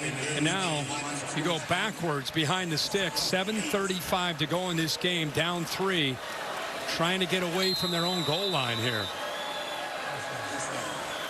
And such a different looking Georgia offense in that shootout in Knoxville when Stockton had a 300-yard passing game. Big plays all over the place. Had the one big play to Young early. Really nothing through the air since.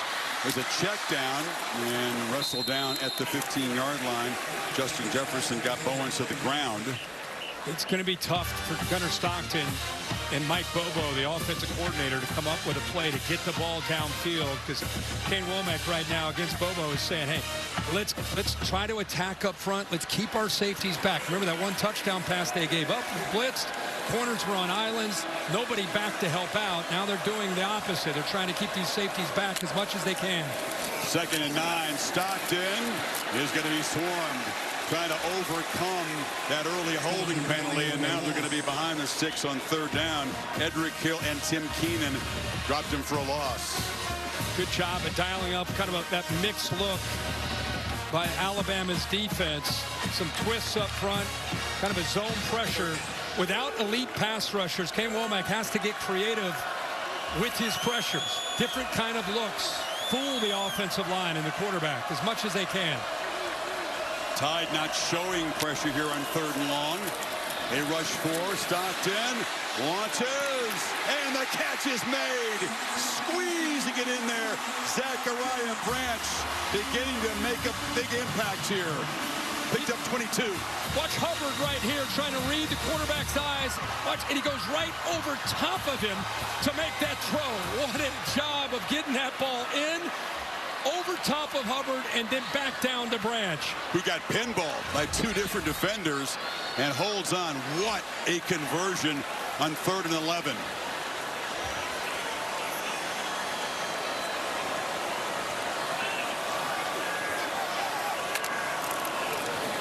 To the edge. Catch made by White Helton. Hasn't made a big impact yet, the redshirt freshman, but he's got some speed on the edge. He sure does. He made a big clutch catch in that game in Knoxville. They have a lot of confidence in him. In fact, they've got 6 receivers as a group. You know, Branch is usually the guy that's more out to the perimeter. Great to see him make a clutch catch on that 3rd and 11 downfield.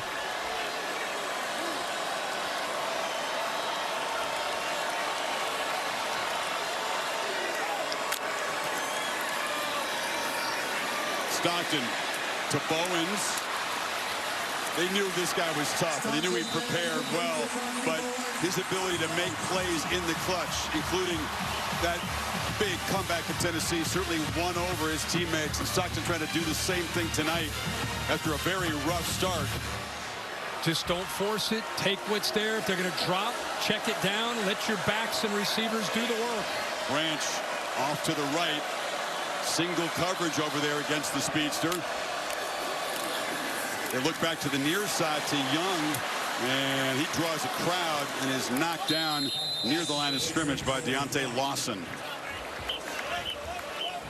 Lawson's had such a great career in Tuscaloosa. Been around, he's had a lot of injuries. 5th-year senior out of Mobile. Seems like we've been sitting down talking with him in production meetings forever. They've used 4:14 on the drive. Quickly and quietly, it's inside of 4 minutes in regulation here. Increased urgency on this possession right here for Georgia. Emma brings heat. It's picked up, and it's incomplete. So they didn't get home, but they perhaps rushed the play. It was Drake Kirkpatrick on the safety blitz.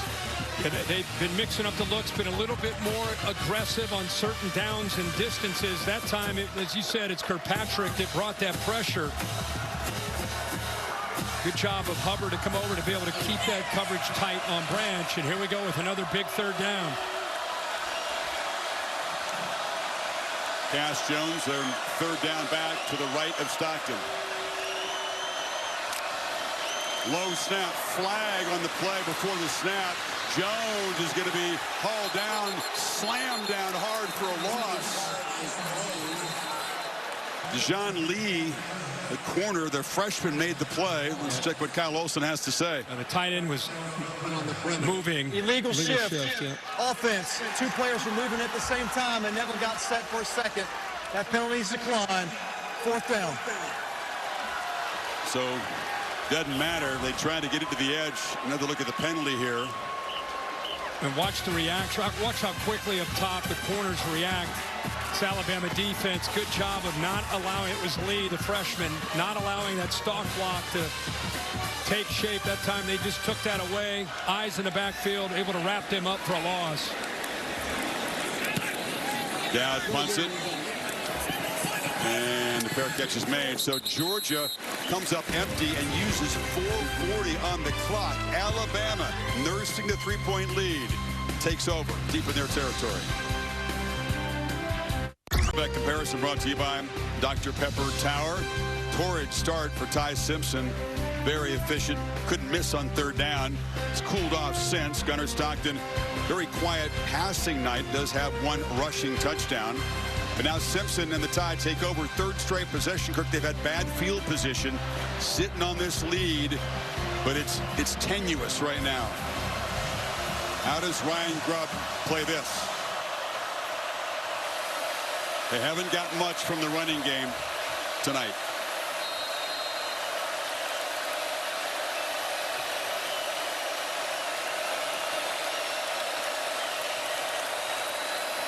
Miller Hammers forward, showing great determination. Picks up about 7 on first down. Every play feels important at this stage.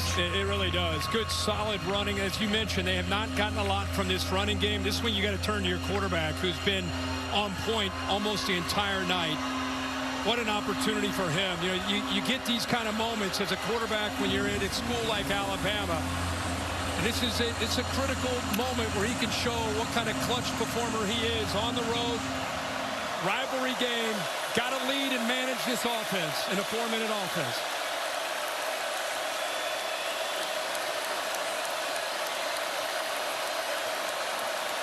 Georgia's defense is kind of leaning forward, expecting a run, and they spend the first time out, try to get things organized. 2:32 left here in Athens.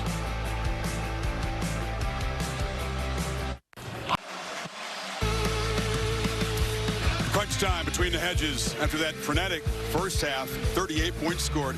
Defenses have controlled the second half. Georgia has the only touchdown after halftime, and Kalen DeBoer hoping his offense can grind out a drive here and secure a huge win for him personally on the road here and snap a 33-game home field win streak by the Dogs.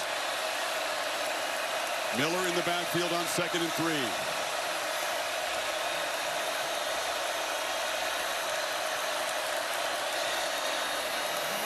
And Jam Miller was just finally returning to action tonight after that collarbone injury cost him, is going to be stopped just short, and that's going to bring up a 3rd down. Raylan Wilson made the stop.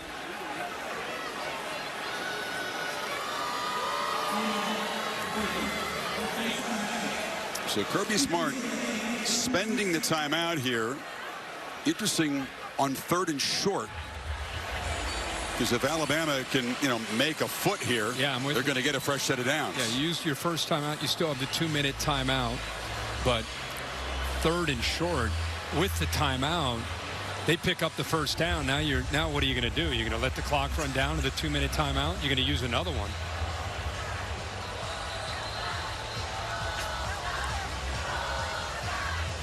I mean, Georgia knows you're going to run the ball.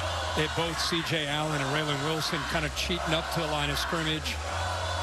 These guys have been swinging on each other for almost 60 minutes. It's been a battle in the trenches. Miller's powerful, but they don't have a real physical back. They don't have the kind of running back that Georgia has with McCray or Bowens. I think you sneak it here with Simpson.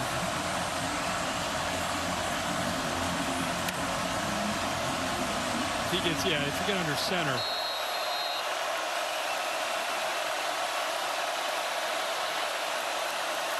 They are going to sneak it, and he gets shoved from behind, and where they're spotting it, it's going to be an Alabama first down, and now a flag comes in at the end of the play. I think it's that guy coming in late, diving on top of the pilot for just no reason at all. That was Ellis Robinson, the corner. Oh, boy, Kirby, that's a 15-yard dead ball penalty. If they end up calling that. Well, yeah, that would make it a first down no matter where they spot this. I think he got first down. Yeah, more importantly, I mean, in field position, right? If you get the ball, that's 15 yards. The play is a first down. After the play, personal foul, unnecessary roughness, defense, number 1. 15 yards will be added. First down. That's losing your mind. That's in a critical moment in a football game. I mean, what in the world are you thinking here? The play is over. It's over. Whistles have been. I mean, this isn't a practice. Like, what the hell are you thinking? That's 15 yards. You just cost the team. That is just ludicrous. That wasn't late. That was way late. Important thing is that they did make the first down anyway. So now Smart, having spent the timeout, will get one in 8 seconds. Alabama was just going to let this run down to the 2-minute timeout. But the football has moved all the way up to the 38. I can't believe it.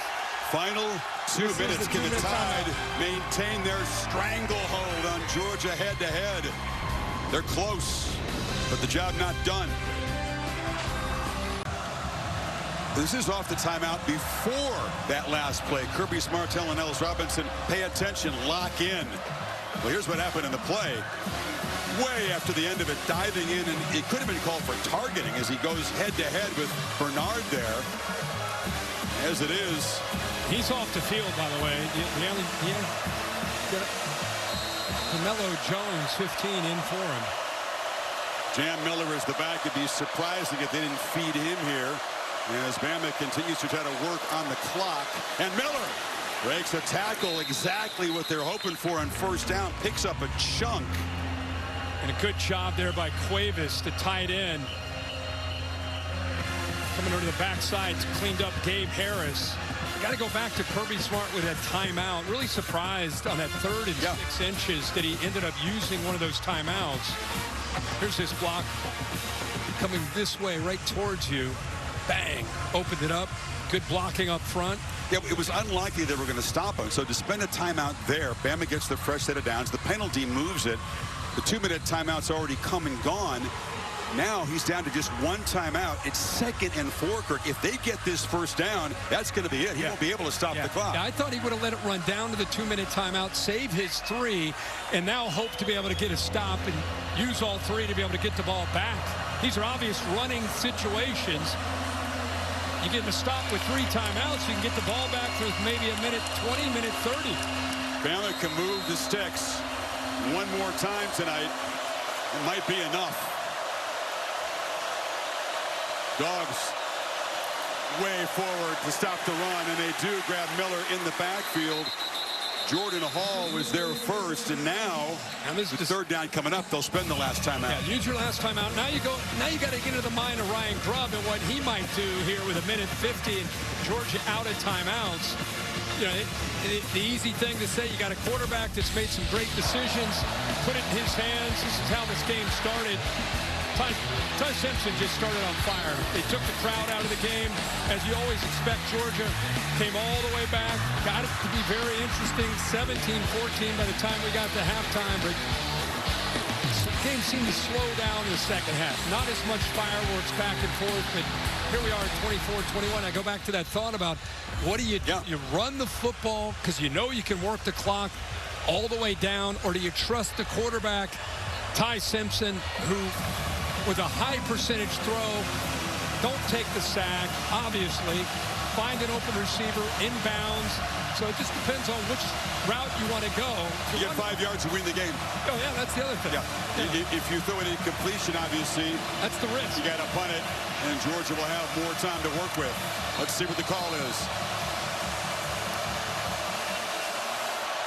Williams and Horton off to the left, Bernard to the right. Now 3 receivers to the left. Simpson flips it in the flat. Miller's got it, and he slides down at the 50 with a first down. Great call, well executed. All the attention going this way. They bring him back this way. Nobody there. 5 is trying to get out there. Man coverage, Raylan Wilson. But what a heads-up play by Jam Miller to get down. But what a misdirection call by Ryan Grubb. All the attention going to the field with the motion. You think if they're going to throw it, he's going to half roll out, maybe throw it to the field. Instead, they go back the other way and completely fooled Georgia and the linebackers.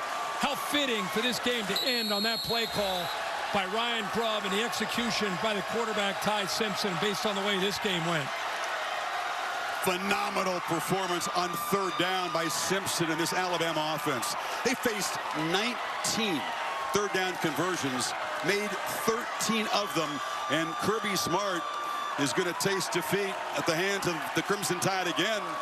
He's going to drop to 1-7 against Bama and 0-2 in the post-Saban era. This will sting.